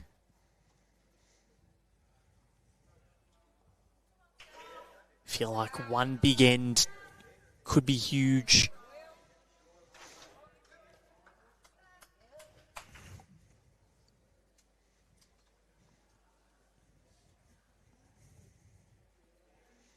Either way. The big hope for the NT is WA has finished poorly in a lot of the games, so hurts to say that, but that's just what happens. You have to play the whole 21. Yep. This one making its way down for Naomi and nice weight there. It was bang on the money. I feel like we either see players nail their weight or nail their line, and if it is one or the other, and you don't really see them finish too short and wide too often. You haven't watched me play. I reckon you'd be an absolute superstar. Just sharky me. Well, we'll see if the screen lights up with comments on that. All right. Just watching anyway, but or if your phone lights up. If my phone lights up. So Naomi's moved to Darwin sort of fairly recently. She was actually an Alice Springs bowler. Okay. So she's difference in playing from grass to carpet. Yeah. Do you ever make your way down to Alice Springs? I've never bowled there. Never bowled there? But it's actually, Alice Springs is actually closer to Adelaide than it is to Darwin. It is. So, yeah. Well, it's like the old joke that Melbourne's closer to Antarctica than Darwin. Yeah. That's how big Australia is. Yep.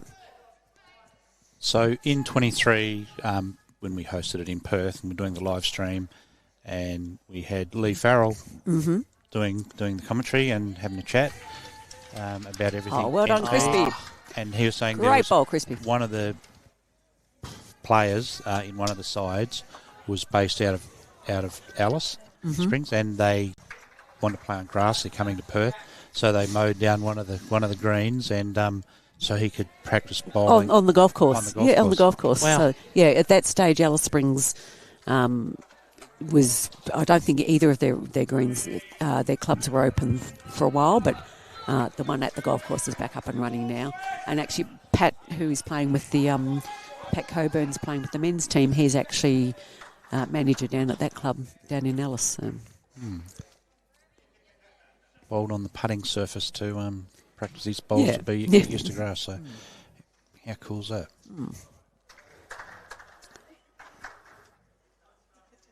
It's good, the accommodation that people make for bowlers and the respect that people have for our sport. It's wonderful. And I remember before the Com Games in 2022, Penrith doctored their greens so that Carl Healy and Ben Twist could practice on the heavy surfaces. Mount Tambourine were amazing for that Trans-Tasman. That was quite sensational what Damien Bartlett did up there to try and mimic the greens that we would have seen in Birmingham, and resulted quite well with 3 gold medals. I mean, we set ourselves up coming into this event as our players with the similar sort of thing where they played on heavier greens, expecting, not knowing the weather's going to be. They'd practice during the rain one day, and then they'd jump onto the quick synthetic to try and simulate this, knowing that it'd get somewhere near it. So, but you can only prep to what you think. You can't prep to what you know, because you don't know what the weather's going to do. Yeah. Well, we actually did corner to corner quite a bit just to try and get that weight, or to try and build up that, just to show the girls how much they're going to have to put behind their bowls to get that distance. Did you have a bottle of scotch up there, which is what happens at most clubs? Corner to corner is a bottle of scotch in the far corner. And No, not in training, no. Not in training? No worry. I had a little thing about, actually, we discussed corner to corner yesterday, didn't we, Connor? So Western Australia had 2 draws yesterday in round 1 against South Australia, which I don't think even Clive had never seen that before. But to decide to say if we didn't want draws inside series. Oh, Shae, sorry, great bowl. Incredible bowl from Shae. And a big smile on her face too. So shootout. Corner to corner shootout. One person, you choose one person from your team. You can't use your bowls, and whoever's closer to the corner gets the win. Okay. You could just do that at the start of the tournament. Oh, yeah, that's it. Finish it off in 3 hours instead of 3 days. So Shae, well, this is getting interesting. This is getting very interesting. They're holding 2, which on a provisional scoreboard would make it 16-15.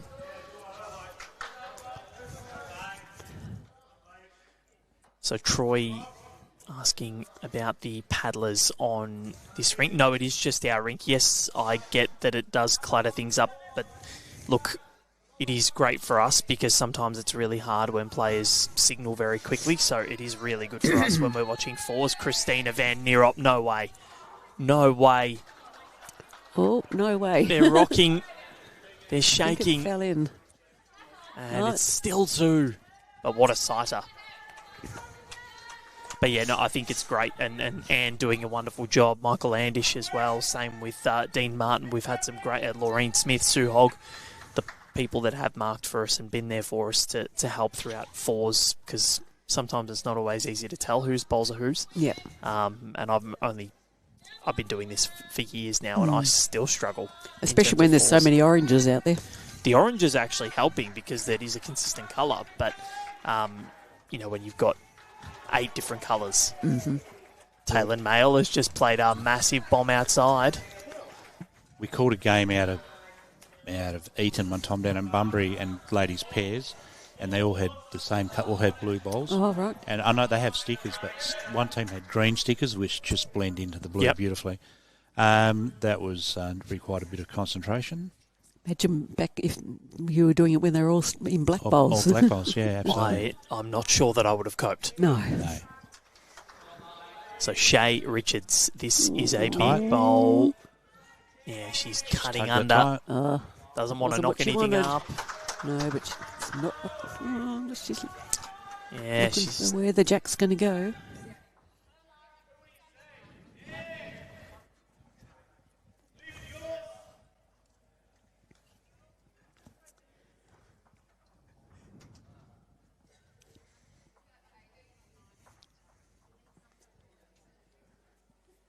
So Kristina van Nierop with a big bowl here. Played plenty of these over the last couple of days, and a million during a lifetime, but one of the juniors come up through the ranks and continued on. And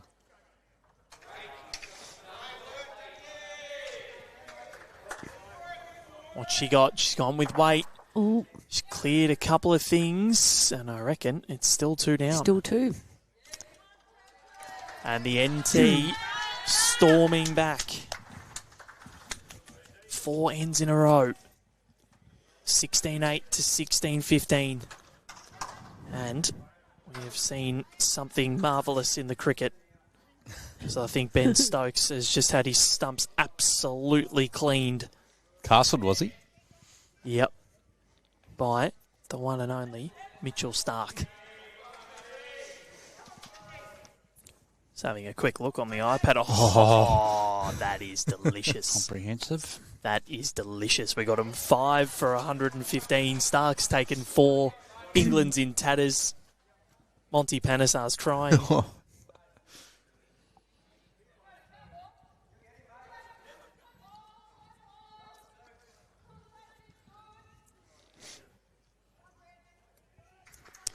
So she started her last few ends superbly as Jody, and just missing on that occasion with her line. Her weight was pretty spot on again. She's really found it, hasn't she? Yeah.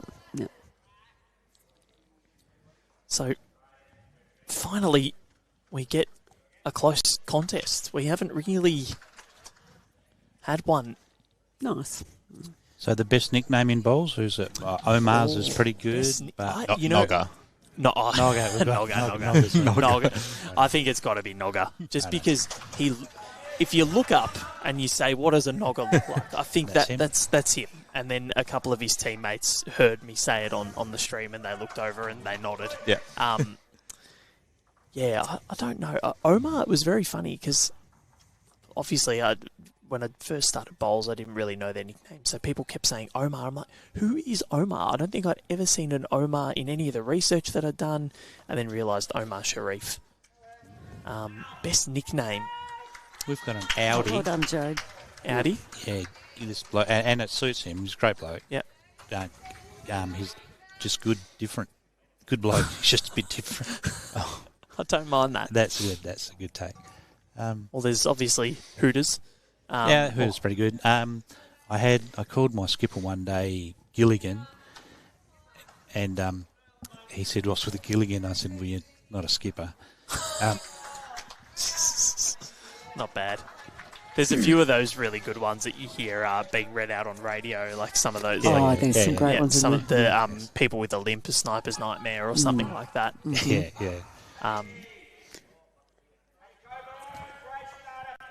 How about you, Lynn? Any good nicknames around your No, club? I was just having a look, but they're all sort of pretty much name related. I think there's nothing. We've got Juicy over there. Yep. But that's just come from Julian. We've got Jack East. They've started calling him Tuna because of the Jack East John West. So yep. And that story. But Tristan's of course Sticks. Yes, that makes a lot of sense. Yep. He is tall and skinny. Yep. Mm-hmm. So I saw Taylor Mail doing a lot of high five. Actually, this is a very good one, and please comment your best nicknames on the stream. Brenton Code Bollard, always in the way. So that very appropriate for a lead. So Tasmania, they've only taken a one that they're 7 behind New South Wales, 14 ends to play. WA 57-43 in front, and Queensland have overtaken the Victorians 61-52 on the men's side of things. So things looking pretty good there for the Maroons.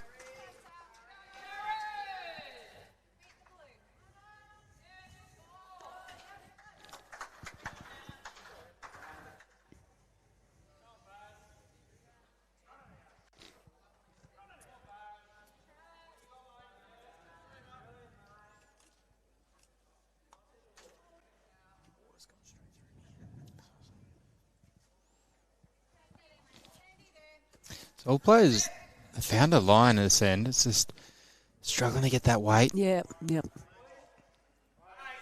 So end 18 of 21, and you'd think by now they'd just be all over it. It's funny, isn't it? But the complexities of the game doesn't change whether it's the first end or the last end. But But they do tend to get their line, and once they've latched onto it, then it is plus or minus weight. Yeah. Little chat between Lisa Featherby and Kristina. Not sure what the score is on that ring, but someone's obviously, if this one's this tight, Lara or Feathers, and Featherby was down quite a bit earlier. Have a quick look for you. So, Lara Butler leads Colleen Orr 30-9. Wow. So that means Lisa was 13-7 down. And Anita Rook currently leads Lisa Featherby 18-9, so doubled her score at the moment. Yep.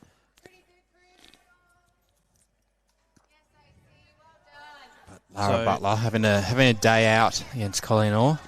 She so deserves it. She's Lara's bowled exceptionally well, but hasn't got that W next to her name. But she's certainly got a big W with that now. It's good. So the overall 58-42 in favour of WA after 51 ends, but still, you still got that feeling that there's still some fight left for the territory. We're seeing in this rink, Shae Richards have It's just that lazy 4 or 5 or won the last 4 ends. Yeah. momentum's everything, isn't it? If you can get on a roll and keep it going. But sometimes you might not have had a big game, but you can still have a big moment. Yeah. And it may be on the last end of the game, so you must never give in.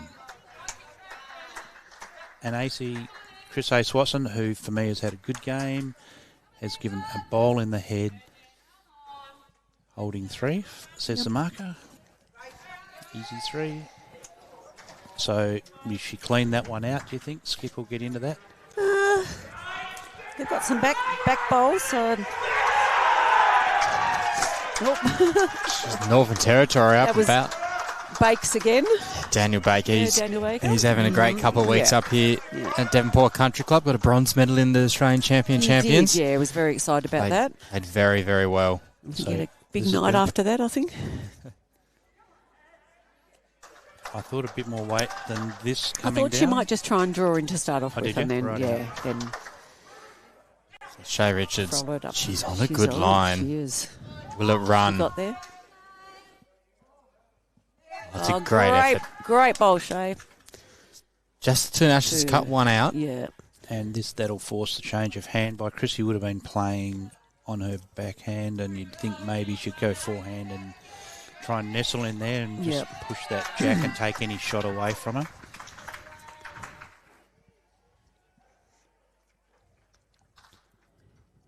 Taylor Mail, once again, another big bowl. I mean, lots of claps and lots of high fives for Taylor.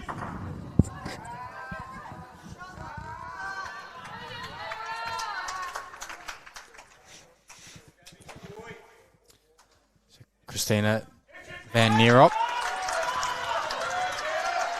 Looking like she's heading around the back to cover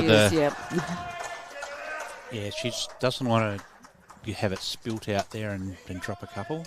Probably doesn't want to create more of a target for Shae Richards. Shae's go-to will be the draw. Yeah, she has to play the same shot.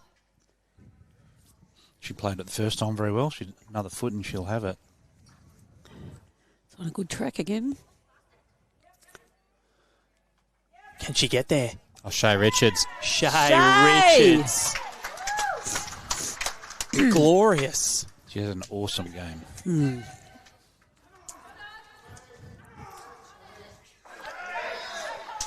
What do we know? We'll call on a play weight. If she wanted a multiple, but yeah. So you have a MVP or? No. You'd probably call it Hard taskmaster. Croc of the week or something. Yeah. The week. With the biggest bite. Yep. What's the Tassie score? So I'm looking at the scoreboards out there, Val, and I see Taylor Mail up. I see Mark Knight's up. So it's 41-46 in favour of New South Wales. They're only up on one rink. Yeah, so I'll actually have a look at those. Look at Connor. He's getting antsy. It's Snapper, I think. nervous. Dylan Fisher. So, What's yeah. Kristina doing here? Well, she's coming in. Kristina Van Nierop. Kristina Van Nierop. Van Brilliant. That was a Commonwealth game position ball. And that is exactly why she has achieved everything that she has across her career. Down, well, it would have been even with 3 ends to go, and now she gives them a 3-end buffer. That is a huge bowl, and probably the best bowl we've seen of the match. And we've seen some good ones too, just quietly. So, but that was the that was a great bowl. Shae's Great was bowl. a lovely bowl, and then Kristina followed it up. So on the outside, it's Aaron Wilson's rink again. So it was 11-6 in favour of Disco. Now he's gone 17-7 over Dylan Fisher. And Mark Knight's leading Ben Twist 13-11. And Taylor Mail and Lee Schreiner 18 apiece. So I think it's now, I'm looking outside 21-18 to Taylor Mail. wow, so that makes it only 2 shots the difference. So, but this is the thing, New South Wales could possibly win another tie despite only winning 1 rink. So you're telling me Dylan Fisher needs to reel it back in? Oh, Connor, stop it. So W have Matt back, Jack Shortish. So Yeah, it's well, changed up. I thought they might have gone T to T, but anyway, this is a strategy. They all stopped and had a little chat. So Yep. I don't mind team it, though. decision. No, nor do I. Not at all. because what I would like to see, and we tried it the other day, we put the mat right up, Jack back, and it brought everybody unstuck. So, and we saw it this morning as well. No, I like it. It means Yeah. a team decision is something they have a go-to length and go-to strategy, and they've talked it through, and this is what they've decided. Well, actually, our go-to in here would be the ditch to ditch, because that's what we practice a lot, just to try and get that weight going.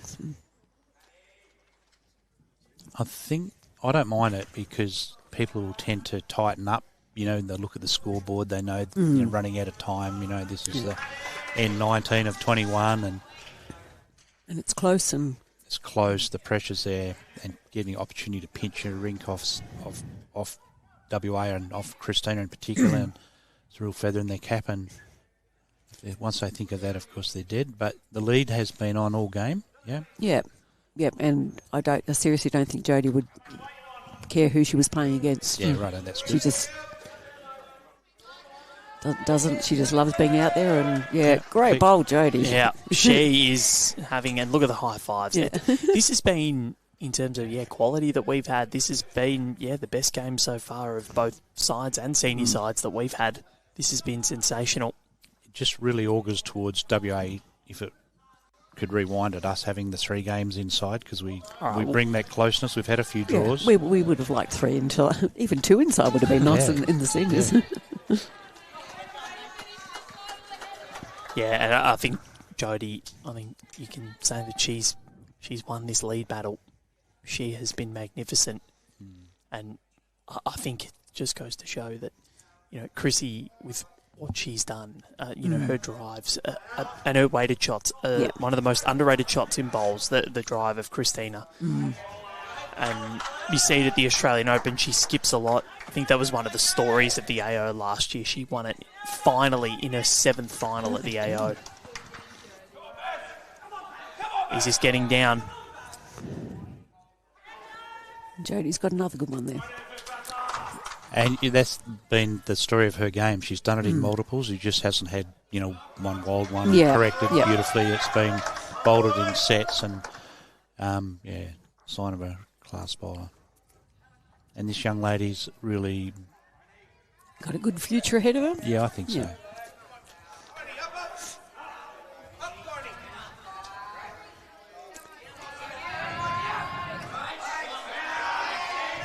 Yeah. And right on cue, they're short and wide when you say they're going to, when you say pump their great tyres bowler, on, yep. she drops it within a foot. Second shot, that's all she needs to do.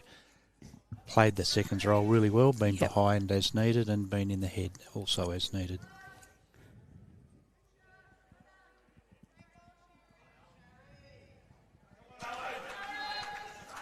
How is this looking for It's Naomi? actually pretty close. Oh, don't hit that one. She's going to cut under. Yep. So looking outside once more, just to see if this Tasmania and New South Wales score has updated. Still sits at 41-46 at 12 ends to go. Winner of that in pole position for the Ali Shield. Looked as though New South Wales were going to run away with it, but Tasmania kept on fighting. Unbelievable. And with a good hometown crowd out there supporting them, it's they're certainly getting their money's worth, which is good to see.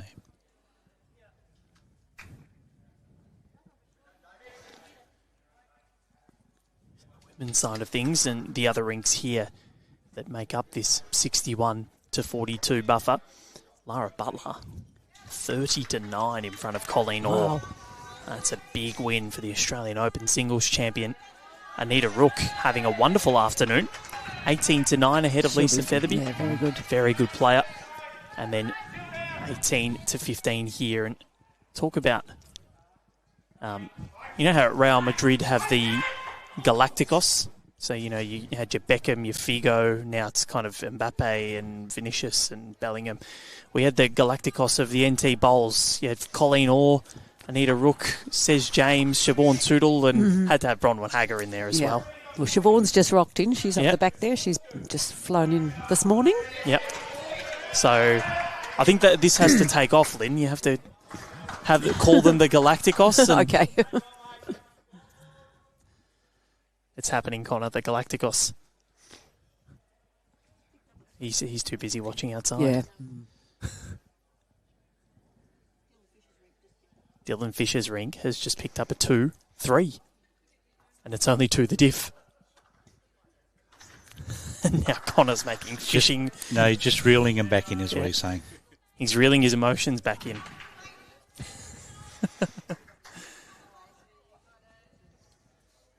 An enjoyable afternoon of action here on a picturesque day at Devonport, I must say. Beautiful. So Christine Ace Watson, what's the ace up her sleeve? It's looking pretty good, actually. Oh. Well, I think you could hear from Chrissy at the end of that saying much better. Yep. So still Jodie's bowls holding on. At least crisp. They're only 3 down, 3 ends including this one to play. Plenty on offer. She'll get that up and over, but she would have been better underneath. Yeah, I think she that had a was fair what she weight. was trying for. Yeah. Underneath would have been Yeah. bang on the money. Yep. She had the perfect weight as well. How are the nerves, Doug and Lynn? How are you feeling? No, fine. I just think that the margin such, the big board's the key to it all. So, but just in terms of the, Oh, I think it's been a great game. it's been intriguing. you're too diplomatic. Well, that I want emotion. when Kristina skipped out, I thought it might have been a shellacking for a minute there. The determination and fight of the Northern Territory team was really good to see. And in fairness, this was the case the other day when we streamed the over 60s. So South Australia were up. Where was it? It was 33-4 after 13 ends. But then of the last 1, 2, 3, 4, 5, 6, 7, the last 8 ends. Yeah, just saw that. Yep. 2, 3, 4. So the last 8 ends, NT scored 5. 5 ends. 5. Yep. So they fight. We know that. Yep. Can't keep a good croc down. No. And that was a team that the 4 had never played together. Because obviously Jen Sullivan's from Darwin, so the other girls are from Alice.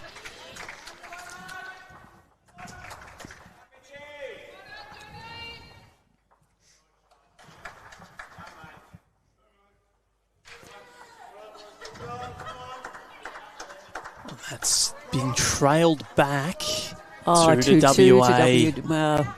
Bad luck, Shae. Oh, that was the last thing that she wanted to do. Didn't want to touch the jack and trail it back. Damn.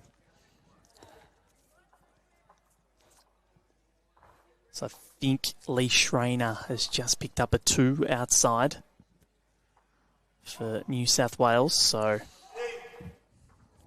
yep.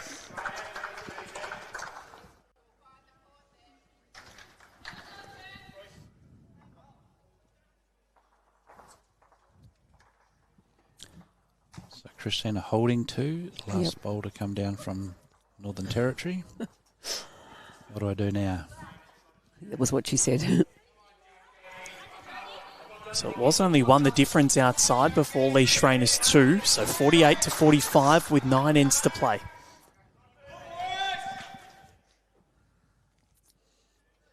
Shae Richards. Come on, Shae, what have you got? Can they get a rink win? Shae Richards Oh, is it's very looking good. close. She might have the jack. She does. Oh, but she didn't get... Oh, no. Where is it sitting? There's a lot of players around it. And I think it's still 2 to WA. What a fine effort. And I think we might be... Or was it out of bounds? No, it's in. Oh, no, it's in. The way AC grabbed that, we've taken No, one. That's, one. And the tape, quite a long tape, will decide. Oh, that was so close to being one of the most magnificent bowls of the day. Such a good effort.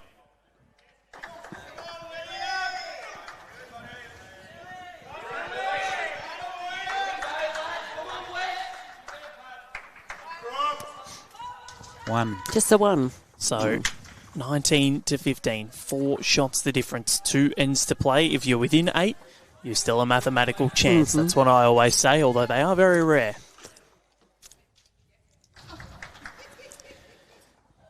So 42 to 64 on the masterboard. WA look like it's going to go their way for a first victory of the competition. A very well-deserved one as well. They could, and I know, shoulda, woulda, coulda, but you know, when you think about it, there is a universe where WA are 4-0. They've been right in every single one of their contests, led for the majority against Victoria and New South Wales. Couldn't get the job done, but so be it. Just have to move on and think about the positives of those contests. Yeah, so staying in it for as long as you can and then seeing what happens. But anyway, so 4 happened before, but Kristina will be too experienced. There should be enough experience within this WA group just to get second shot, build the head, and close it out.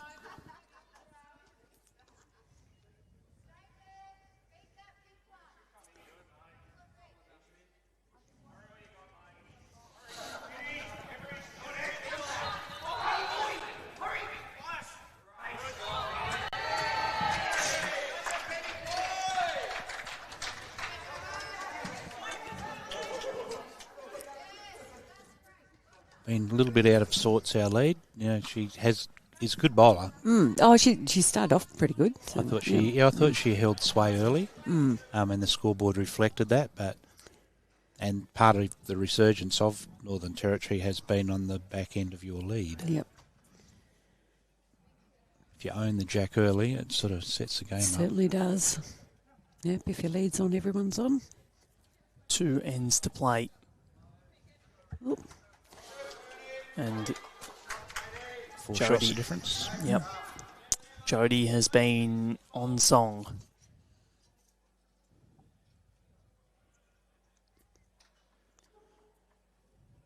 Won't have to buy many drinks around the Northern Territory. Jodie, the way she's played on the big stage. And she's not a drinker, so... Oh, all right, well, she won't have to buy any. No. Any soft drinks, anyway. Yeah.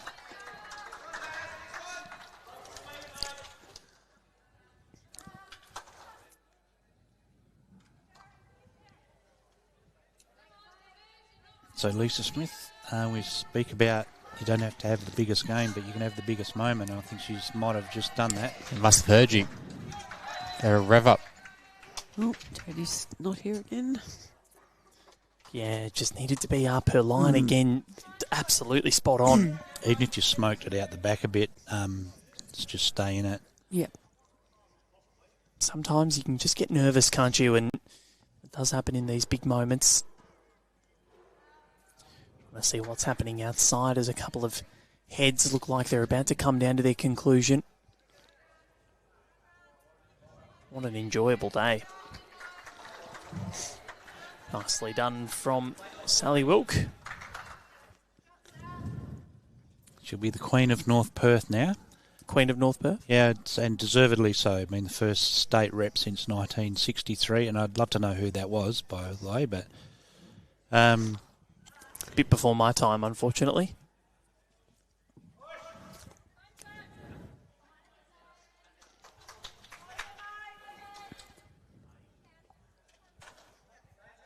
That's good shooting. I don't mind that.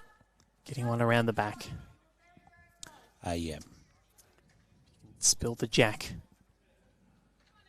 And Sally, first bowl's what it is. And so, but round the back would be that'll be the money shot.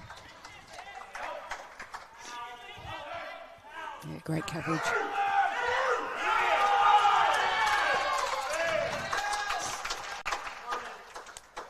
So I think Disco has just scored outside. Jack McShane picked up the mat. He's only scored a 1 though. So don't stress, Connor. I'm not stressed. It's okay. Not stressed. Just nervous. No, I'm unbiased. So still 2 to WA.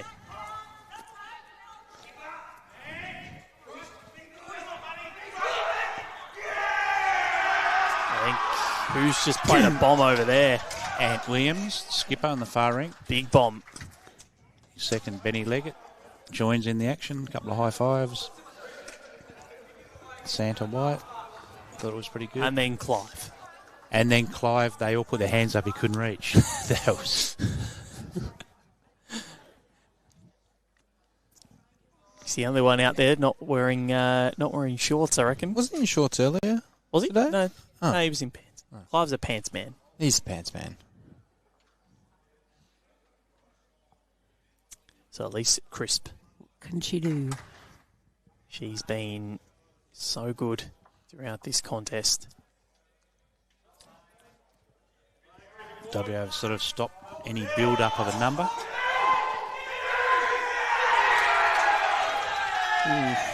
They've matched it and raised it one, have they? Yep.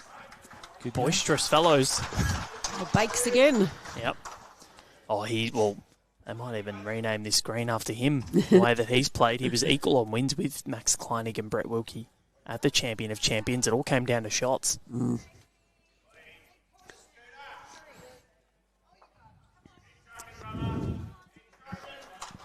Can this one get down for Christine? Yep. I reckon. I think it can. I reckon they're holding, oh no, Might be two in a renamed measure. MCG. New South Wales more home games than Yes, Collingwood yeah. is. I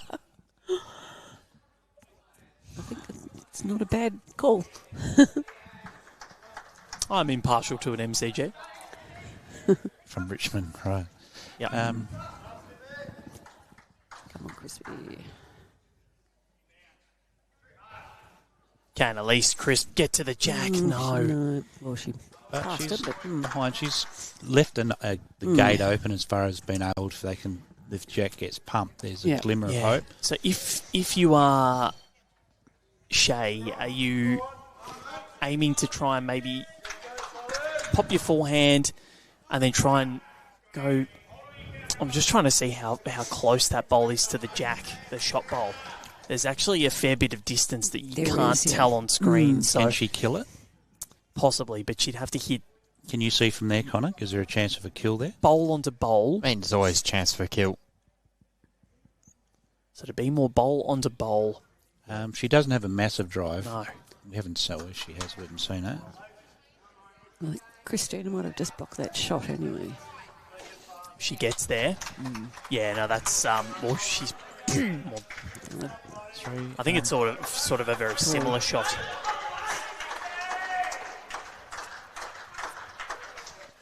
So it is just draw weight.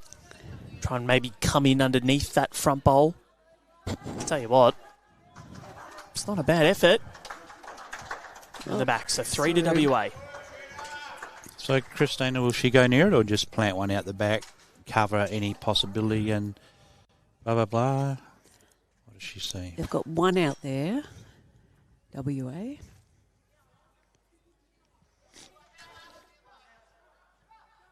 Whatever she does, I certainly wouldn't make judgment on her call. She knows exactly what to do.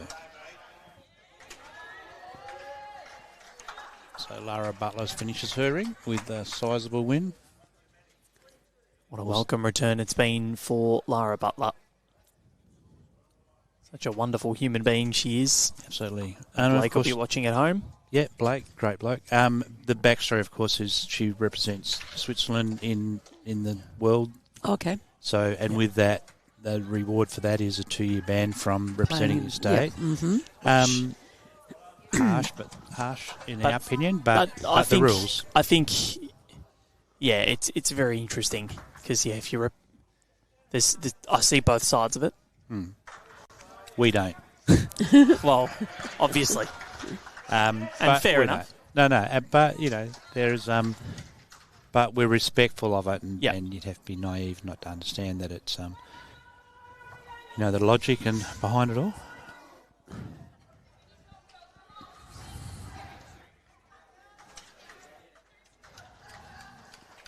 This is unusual that usually the outside rinks are a lot quicker than the inside, but not today. Yeah. Tassie picked up a 1. Brendan Doggett's taken his What did first. Shae just do? Oh, I think she's got it. Shae! Shae. Incredible. Let's have a look at that in the replay. So this is incredible. That is Well, that was the bowl she was trying with her first. It had Oh. to sit Chrissy's, and she has made 1. So it's 3 the difference, 1 end to go. great bowl, Shae. Brendan Doggett's taken his first test wicket. Harry Brook gone for a half century. So Shane Judicinan just sent me a message. One of her played in the state open side men's last year, and great mate of Chrissy's and everyone else that's involved in bowl. So he's tuned in and watching. Amazing. And quickly, as I mentioned, one cricket update. Mitchell Stark's got a 5 for 161 for 7. It's all happening. 16-19, 1 end to play.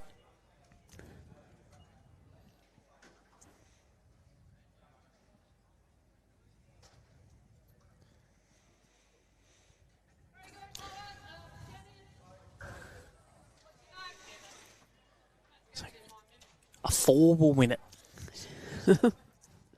Taylor Mail and Lee Schreiner finished 21 all So after 21. That's not going to help. That's satisfying, though. That score 21-21 on 21. Troy Corba would love that. So no rink win there for either, but it is only 2 shots the difference because I think there's been a 2 scored out there on Mark Knight's rink. Yep. And is disco done? So it might just come down to Mark Knight's rink.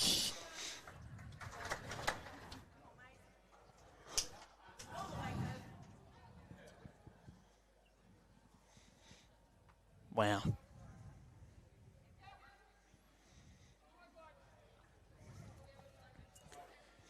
So Jody. Jump on. What have you got, Jody? It's going to cut under. How's her weight? Yeah. 68.43. So we know that, well, it looks as though it's going to be a Western Australian win. It's 90%. You never see the 8 scored, but I'm always hesitant to rule it out. I say it's more than likely. But you just never know. No, it's never too late for a fisherman's basket, Connor. So Don't mind that.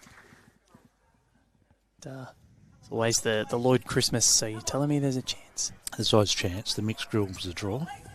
Why no, it's not. That puts them to a win as well. 4. But this has been a brilliant contest. Riveting, if you might say.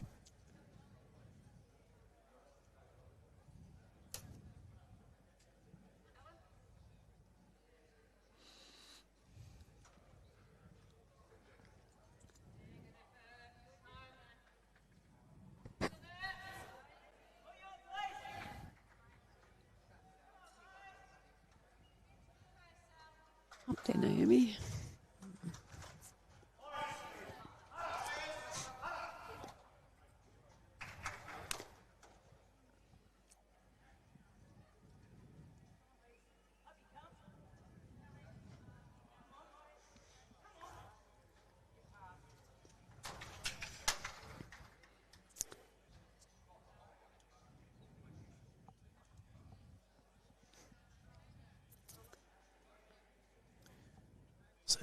How often does that happen when someone bowls short, everybody joins them? Yeah. Just a magnet for them, isn't Yeah, it? because you try and beat the bowl, and then all of a sudden, if you can't beat them, you join them. So this one's going to get up from Naomi. Yep, I think so. It's got the weight. Just depends on where this lands. But the problem is when you're chasing a 4 and 3 of them are short, and one's in the ditch.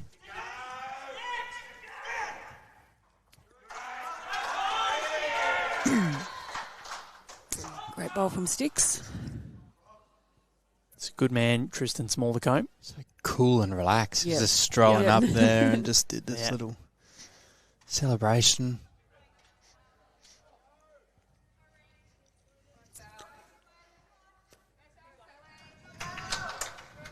Sally Wilk. Yep. Another one passed. Chrissy will not mind that one bit because that's the boss. Shot. One of your favourites happened down Tassie, New South Wales, a dead end. Oh, great. Big fan of those. How many did you have in here last night? 3. 3, yes.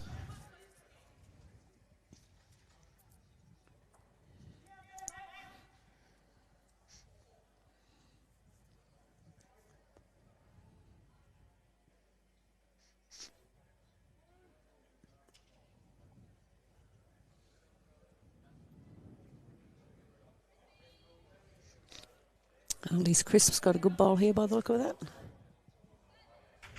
Ooh. She owned sort of the middle section of the game. She actually owned.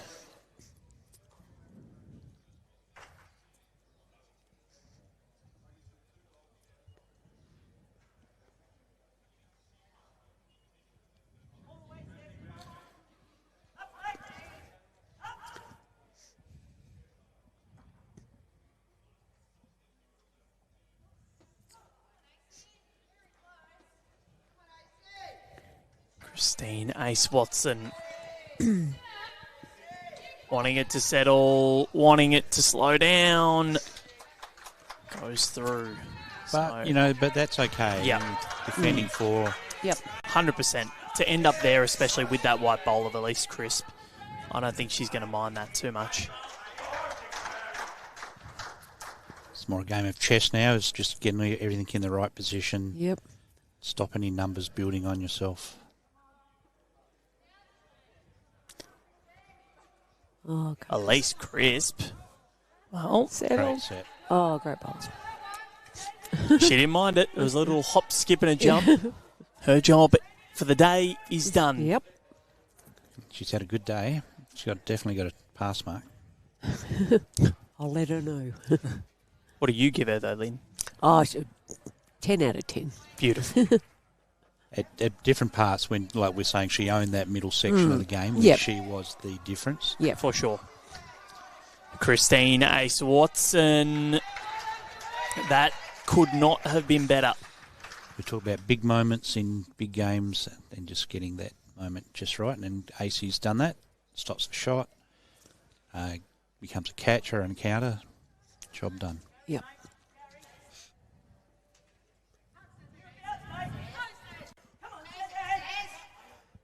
Another one to Tassie. Outside, really. Yep. So won the difference. Yep, looks like it. Won the difference. Wow. 49 to 48. If they get up and win this one as a national holiday come Monday. Connor's been saying this. It's been lots of national holidays. Connor's been saying this all weekend or all week. If Tassie win the Ali Shield or Marge Morris Trophy. Well, the Premier's office is just up the road from where we're staying, Okay. so we can go up and check with him. Oh, is that the Premier? Is that where the... Jeremy Rockcliffe, yeah. Oh. I Yeah, looked down on his opposite office, No, not that one. Oh, Up near Valentino's, okay. Jeremy Rockcliffe's offices. He's the Premier of Tasmania? Yeah. Oh, so that's why he was at Macca's. Yeah. Yeah. Well, it's only short-term accommodation there because they'd turn him over every 6 months. Well, he's had about 3 That's elections. very good by you. He survived about 3 elections, so... Yeah. That's very good by you, Doug. Very quick. Be Airbnb.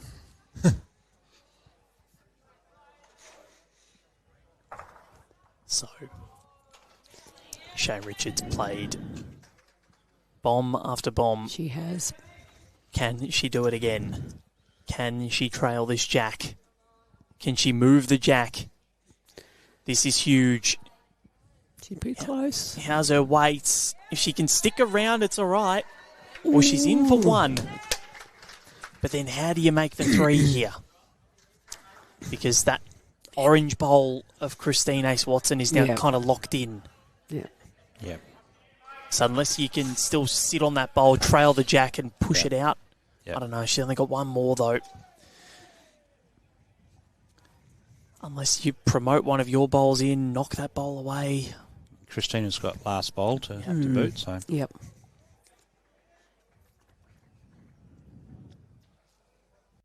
Has he just scored one more?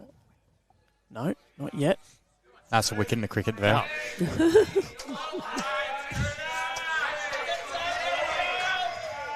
8 for 168. They've been scoring fast, though. And Chrissy, that is in a marvellous spot. Because say if the jack does go out, that's pretty much where the big offer was for three. So what is the option here? Lynn, what are you telling her if you're jumping out? You're the manager?